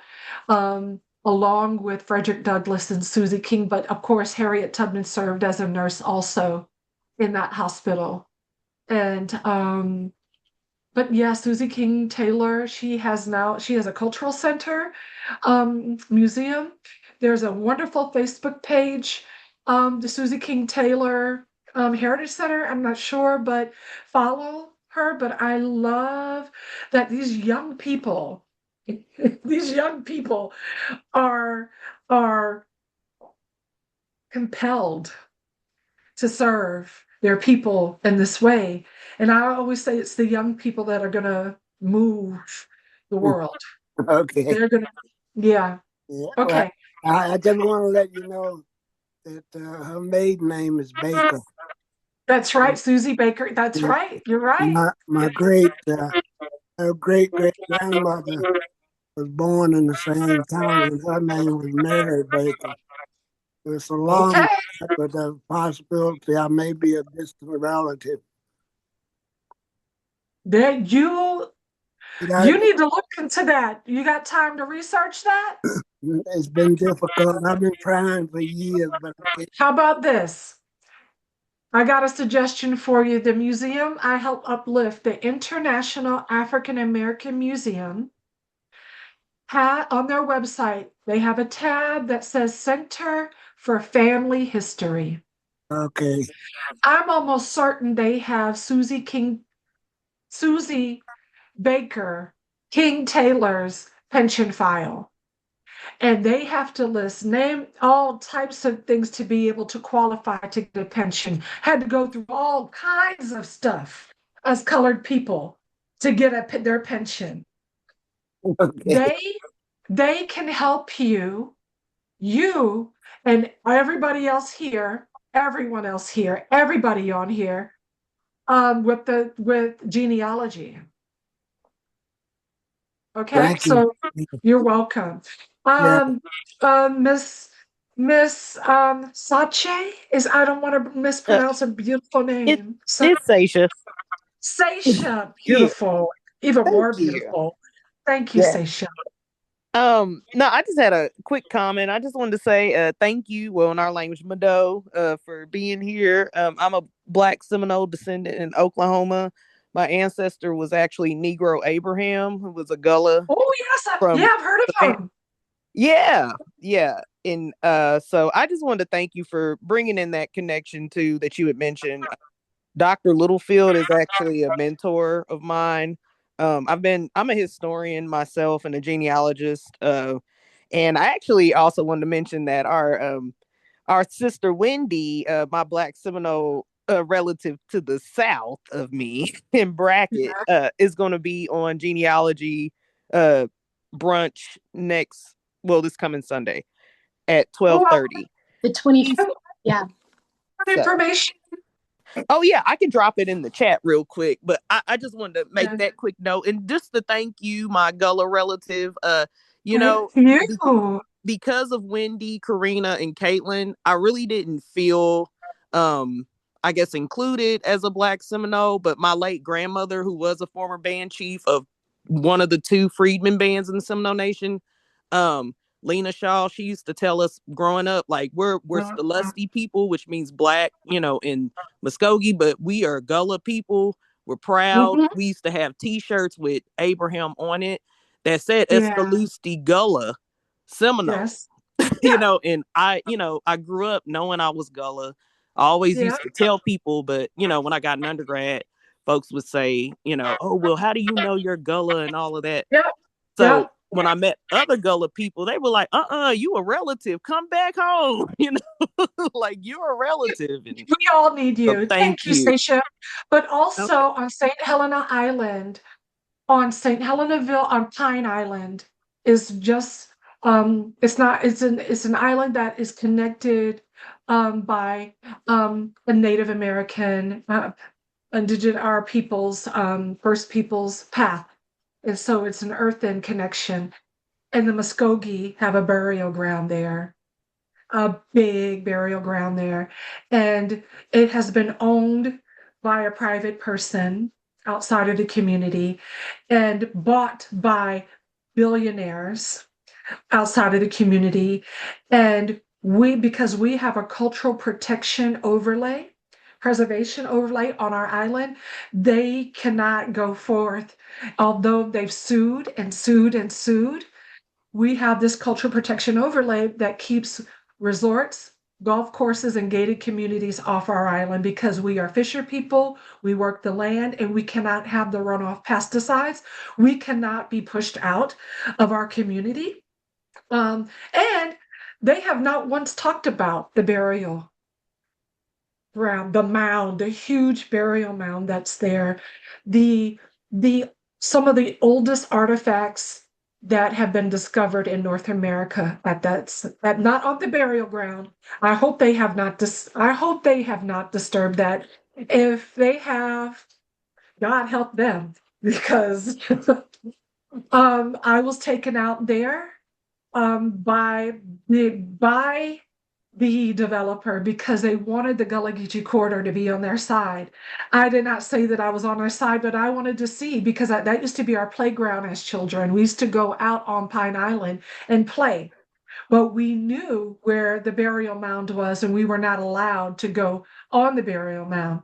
And I told Pine Island and St. Helenaville, Pine Island, yes. And so Muskogee have a huge, I don't know how old it is, but it's huge. And the archaeologist that was going, she wanted to take me on the, I said, no, we can't go up on the, we're not going on the mound.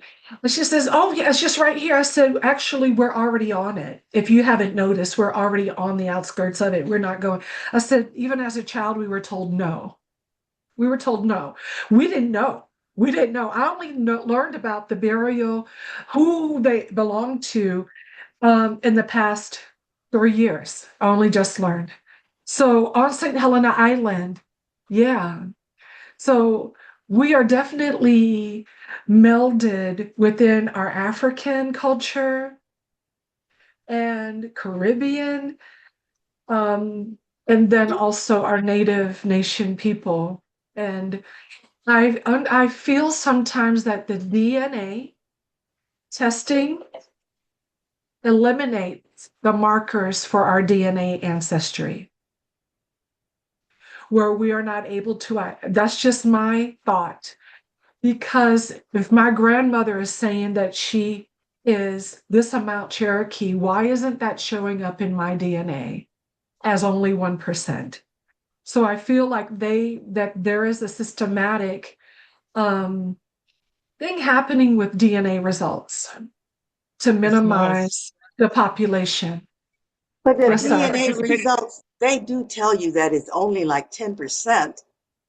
It's not you when we do these DNA tests, they don't really tell you even 50% of your ancestry, but they give you just a percent, just something.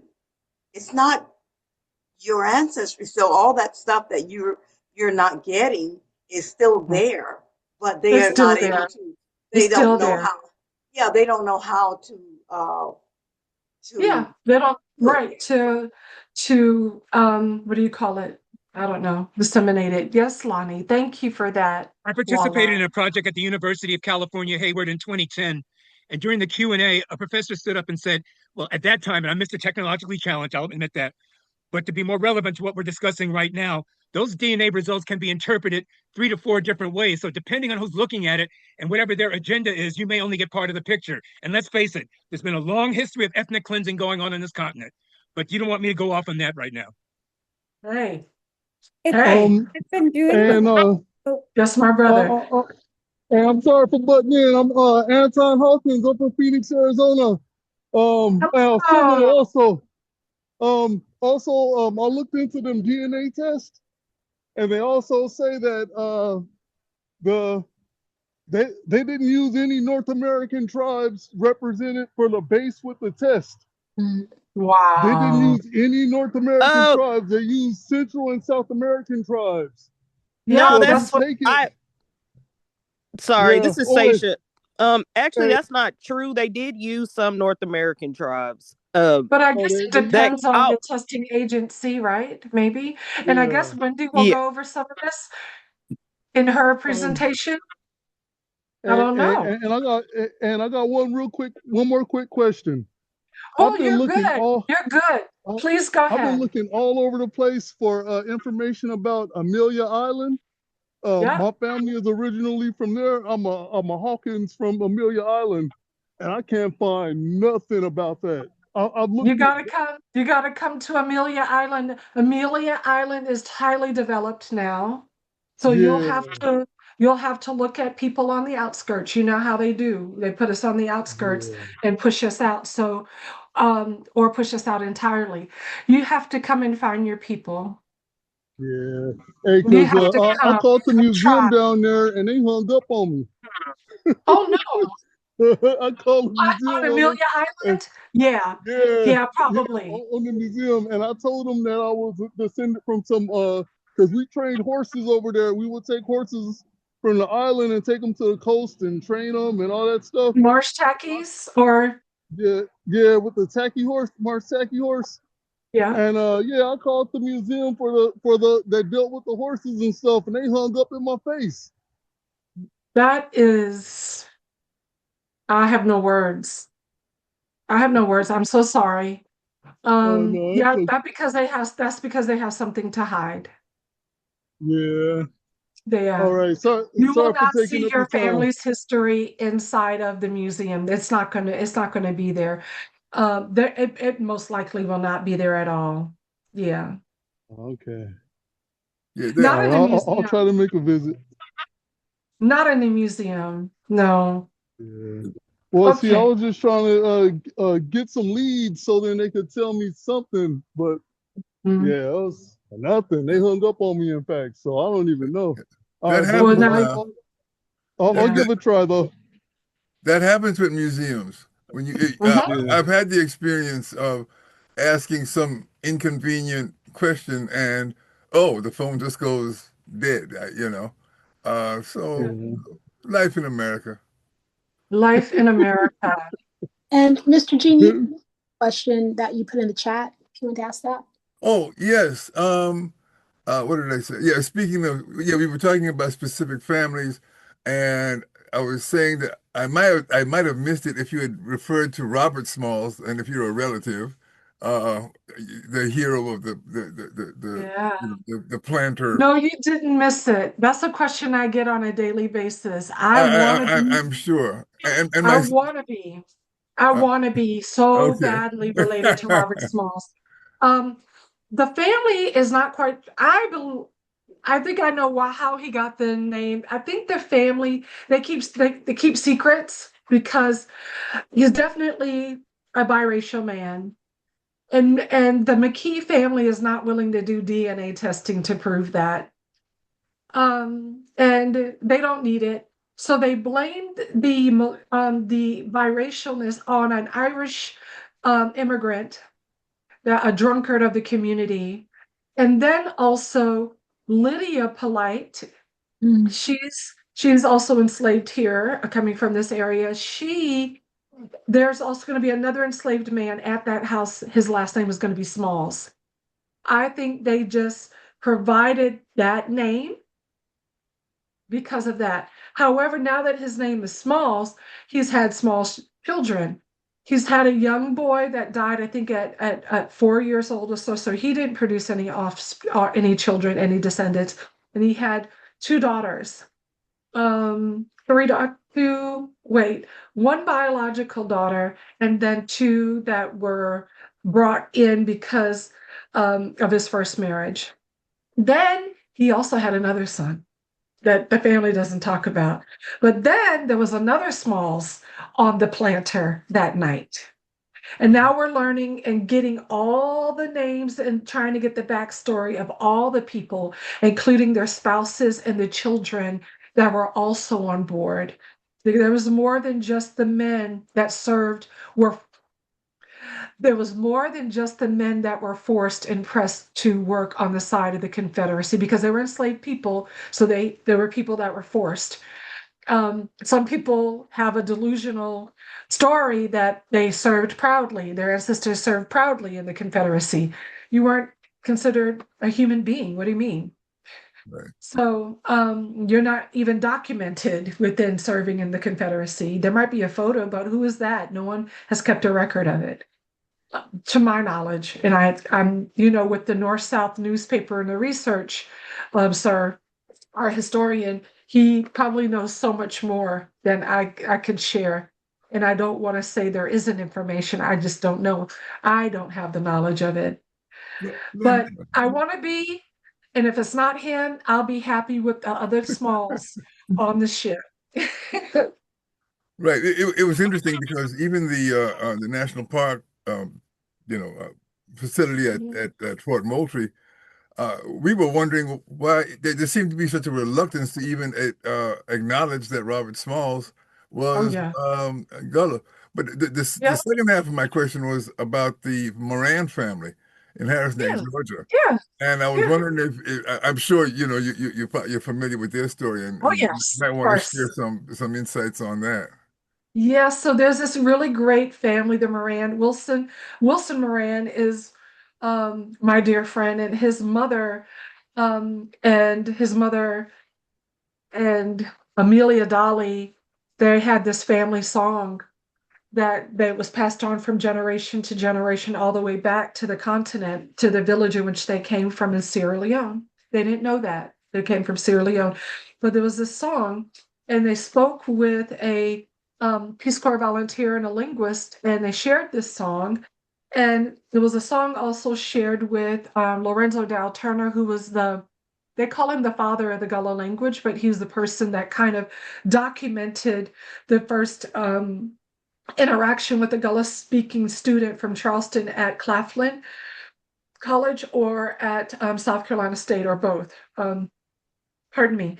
And that song was repeated in their family for years and years and years. All of the children know this song. They were able to take this song and record Amelia Dolly singing this song. And they knew it was African. And so they took it back. The Peace Corps volunteer, retired with Peace Corps, and he was back there doing some more research with this linguist, with the linguist. And they went to all these villages to play this song, and no one recognized the song. On the last day of their trip, they went to this village, and one elder woman knew the song. And she said, "Oh my goodness, it's the song, it's a burial song." So I'm just imagining this song being kept alive and sung from generation to generation because you're thinking you're going to your death. No one that has been stolen and taken to a fortress and taken in the bellies of these ships have ever come back until much late. A few have, but you're going to your death. So you're going to sing this burial song.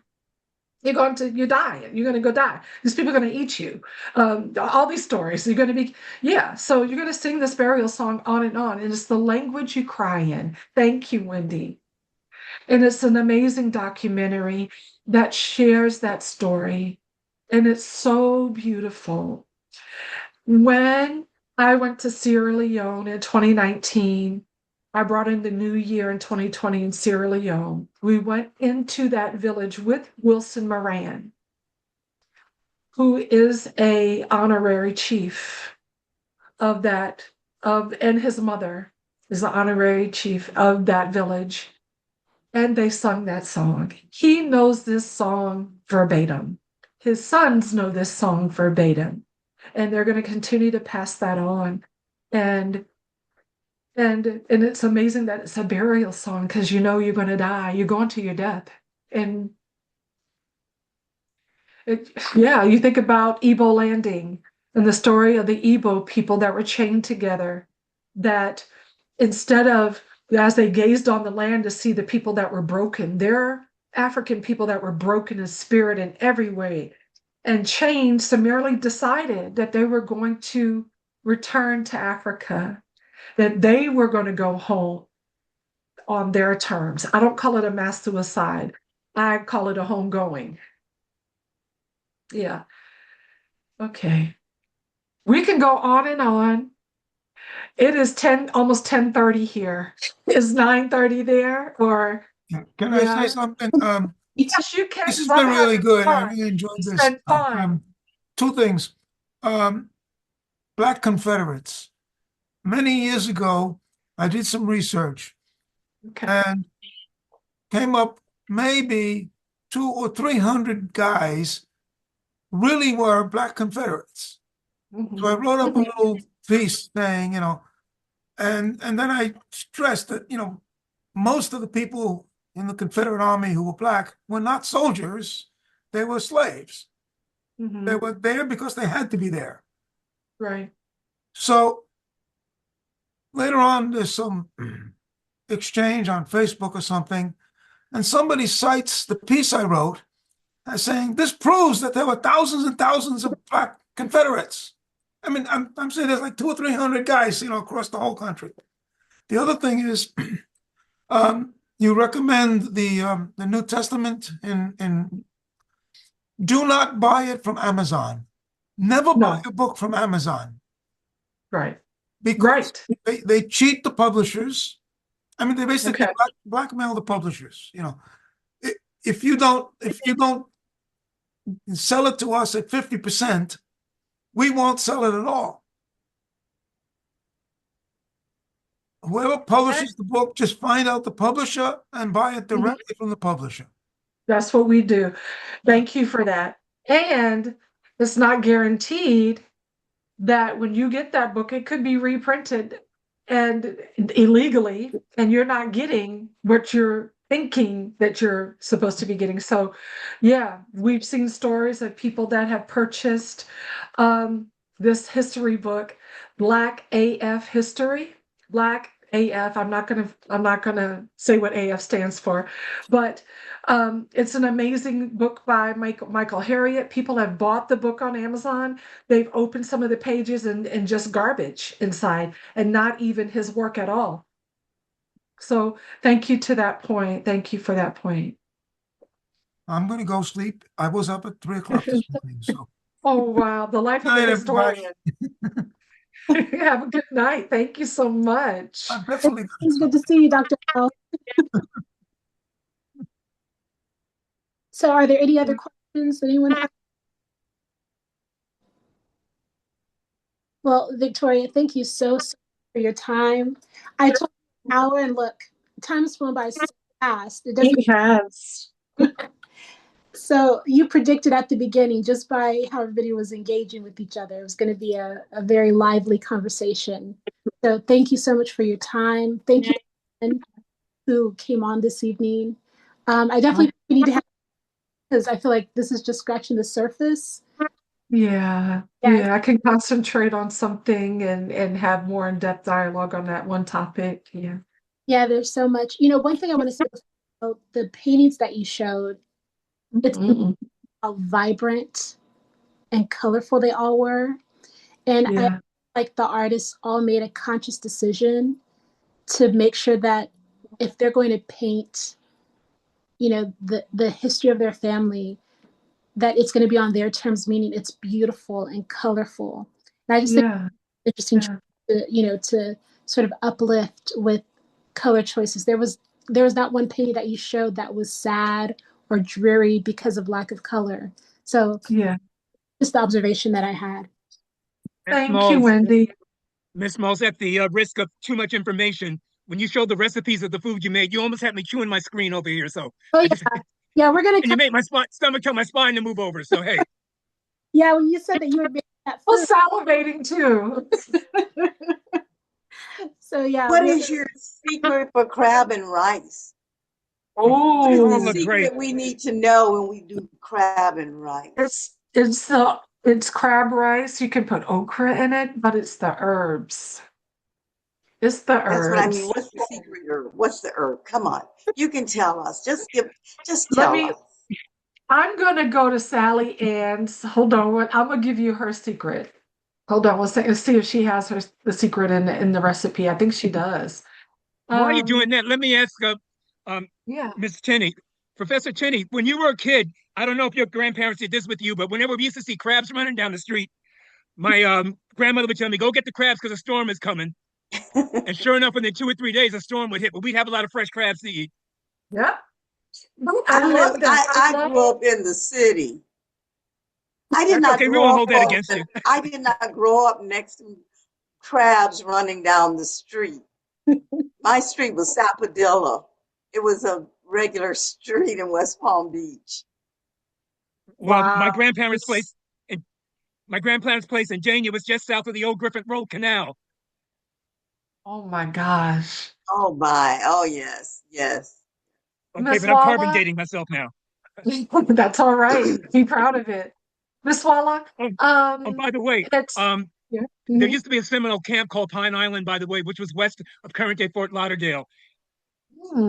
Huh. Yes. Names are not by mistake. There are There no you go. mistakes in names. Okay. So, Miss Walla, I see in Miss Sally Ann Robinson recipe, she has bacon, Uh-huh. she has celery, Bacon. and celery Celery. seed, and celery seed. Maybe celery seed. Celery But what about seed. yours though? But what about yours? Come on, you can tell us. We Yeah. don't, and most of these people don't even care. I'm probably the only one who will remember. Pickled celery seed. I also like to add moringa because it adds a peppery, dried moringa leaf. That's my Okay, secret. It adds a I'll little try. peppery, another taste that is different and is so healthy and good for you, as you know. Very Dried good. moringa. Very I good. get mine locally here on the island. I get a bag every month and I put it in my scrambled eggs. I do as much as I can because that moringa is a miracle for your body. Yeah, it is. I've only ever seen it in a powder, so that's so Yep. I have the moringa capsules. But now I put that aside because I have the fresh moringa that's dried, and you want it dried because that's where the most potency comes out of it after the leaf has dried. And that's our Native Nation people knowledge. We didn't bring that with us as Gullah people. That's yeah. Hey, Michelle, were you going to say something? Oh, I just wanted, yes, to say one thing before I um logged off to go to, but I have to work early in the morning, unfortunately. Yeah. But Yeah. I guess something that I've been doing genealogy recently, like a hobby that I've picked up, and something very interesting that I guess I would like to say, I guess, to everyone if you guys have thoughts about it, because I'm just so curious about it. But I was talking to my uncle recently, who told me that he was pretty sure that his grandfather was part native and that his middle name was Muskogean, which I thought was really random. But then when I was talking to my grandma over Christmas, she was saying they called him Munjin, which I thought was like as a nickname, Yeah. which I thought was very interesting because that's like Melunjin. But Right. um, Right. and it's really interesting that, and also when doing the records like through Ancestry and like just going back, that is his middle name, which I thought was kind of crazy. That's So beautiful. I'm so curious now about like the Muskogee connection, and especially when I've been so hopeful to learn Afro-Seminole Creole and Gullah like more formally. But there's Mhm. so much Muskogean connection in like the language families and like relation, and which makes sense as well with the Seminole tribe that has so much history as well to the Muskogee tribe and other tribes in the Southeast, that I'm Mhm. just so curious. Like, what do you guys think of that? Like, I don't know. It's just such a weird middle name, I guess. And Um, so it's a way of trying to preserve the culture, the way of life within the name that can be passed on. It's a desperate attempt to hold on to something. When I talk about language to teachers and the erasure, I bring up native names. Oh, did I not plug in my, hold on. I bring up native names. Okay, I bring up native names that have been Americanized, like Winnebago. And I tell them all, get on your computers and Google Winnebago. Tell me what you see. Damn RV. I want to say another word, but the damn RV. And I give other examples of words that are Native Nation names and they're Americanized for an erasure, nothing but to erase. And so this is an attempt to hold on for dear might, for their identity. And maybe that was passed on and as a family name, and a family name, for example. My sister Lynn, she comes from, my mother was married, my white mother was married before she married my father, and my father was married before. So I have white siblings, all Black siblings, and then biracial. So my sister wants to preserve the Markovich name. So her son, one of her son's middle name is Markovich, not a people's name, but it's what Southern, she's not a Southern white woman. She's a Northern Michigan coming from. I think I met your mom actually, now that you say that. You may have not met my mom. She was at the No, Penn Center, maybe, and she had a really thick. that's my sister. That's my sister. Okay. I met her, Hardy. yes. And she said she was You from did. Michigan because my mom's from Michigan. Oh, she's Yeah, so she's from the sweet. Mi'kmackinac area, the Mi'kmackinac people area. She's not, I don't think she has that within her. I don't think they've studied that within their family, but they live so close. I don't see how they couldn't be. Amazing. Um, but yeah, that's my sister Lynn. She thinks she's my mama. She helped change my cloth diapers when I was young. That's right. Also be aware too, with Seminoles, we're very diverse people. And if you say you're talking Seminole, it's going to vary depending on where you are. For example, mostly in Florida, it's Miccosukee, although some Creek. Mostly in Oklahoma, it's Creek. And certainly we get down to South Texas, we have Afro Creole Seminoles. So, and then if you Mm. talk about Muskogean languages, you can also include Choctaw, Chickasaw, in those languages as well. So we're talking about diversity. Sadly, I'm one of those people that do not have enough knowledge, not even the tip of the iceberg knowledge. So that's something I have to correct. Well, it's interesting. I'm not fluent. I do speak a little Miccosukee and Creek, and I haven't been back to Florida in a long time, but you still have some old traditionals. So I get myself in trouble because I speak Miccosukee to a Creek speaker and piss them off. Then I speak Creek to a Miccosukee speaker and piss them off. So I'm universal about that. But again, we're a very diverse I'm people. proud of it. I can tell Yeah. you're very proud, and I love that so much. Well, one of my favorite phrases is I've been kicked out of better, but there you go. I'll behave, Wendy. Honest, I'll behave. I had to drink a little caffeine today, so that's my problem. I'm confessing. It's not a problem. It's not a problem at all. Not at all. Are they Well, still having the? I'm Are sorry, say again. are they still having the Penn Center Festival? Yes. Yes, the Heritage Day celebration is 3 days now. The biggest day is Saturday, the second Saturday in November, always. It's beautiful. There's a parade. There's a little erasure going on. The New York Times did an article about the rerouting of our parade. I've never seen a parade on a highway where traffic is allowed to drive on one side and the parade uh, people are on the other side of the road. Never seen that. So New York Times wrote an article about erasure, and it's it's happening not to the level of where it could be going. Yeah, but and where it has been happening in other with our people, our native people. Yeah, I attended a few years ago in the Seminoles in Texas. were special guests, and they had a Yeah. symposium on, the relationship. Very good.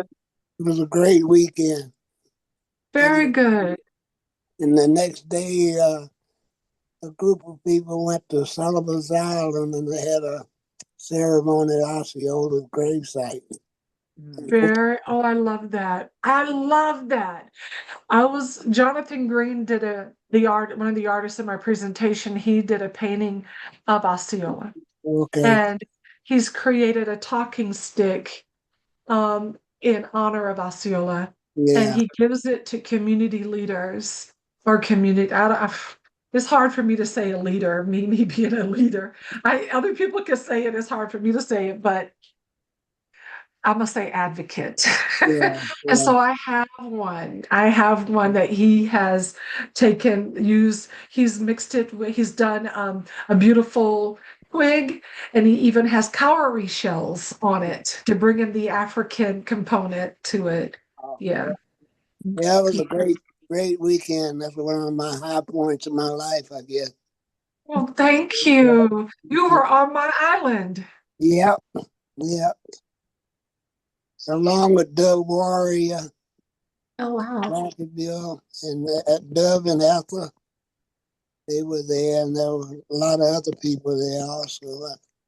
Oh, We have to do that again, Yeah, Wendy. I know. That would be great. How long ago was that? that's been about 20 years ago. It's been quite a Yeah, it while. was before. I used to coordinate that festival for 8 years, so that was before me. Yeah. They had a symposium. The panel included a professor of history from, I think, some college in California, and Dove and Ethel Warrior. And I'm trying to think of some of the other. Oh, yeah, Dr. Twyman, I think, from Prairie View. Island, yeah. And I can't think of all the other people. But it was a special event. Well, thank you for bringing that up. We got to do that again. Yeah. Bye, Michelle. Get some rest. Thank you. I'm going to give Aunt Ernestine a hug for you and a kiss on the cheek. Okay. All right. Great event. I enjoyed this one. Well, thank you so much. Thank y'all so much. The conversation has been great. I know it was more like a lecture through most of it. But I learned a lot tonight. thank you. Thank y'all have done my soul and my heart really good. Thank you, Lonnie. Thank you, Benny, Joanne, Gabriel, Walla. Definitely appreciate it. And Gil, what's your name? What's his name? I missed one name in the sent. Mr. Green, does it say Dinizulu? Oh, Dinizulu. Dennis Zulu. I don't see your name on it. I'm sorry. Dennis Zulu. Thank you so much. That's a low tech something. It's Denise Zulu, a South African name that was bestowed on me. Denise Zulu Beautiful. Jeanson, and I'm Walla's husband. Somehow Yes. Zoom cut off most of the name, and I've never been able Oh, to get it back you know right. what? So I don't like that. so I end up, I'm the mystery man. Like people say, well, who, what, but So I've been given a yeah, name as well. I'll join. Yeah. I'll join the chorus in thanking you. This was Oh, really thank you. a gift. It was a gift, and keep Oh, up the good thank work. you. Yes, I will. Thank y'all so much. I will be in touch with you, Wendy, by email. And my heart is just so full with you all right now, with your faces, your names, your voices. I really do hope to see when soon we land in Gullah. I hope. And if you can't get here in person, you're here in spirit. So just thank you so much. Thank you. We see each other again. Thank you. That's right. Thank you. Yes, I will thank you in ASC, which is the same word in Gullah Geechee. Just thank you. Thank you, thank you. Thank you, thank you, thank you, thank you. That's right. Thank you, thank you. All right, everyone. So if anyone wants, is it all right to give out your email to anyone who wants to I'm follow? fine with that. Absolutely. Just let me know. I think most of you can contact me via email or on Facebook, and I will pass the information along. And Wendy, real quick, this Sunday, is that going to be virtual as well? What you're doing? yes, it will be. So I'll make sure you get a link for that. Thank you. Kinky.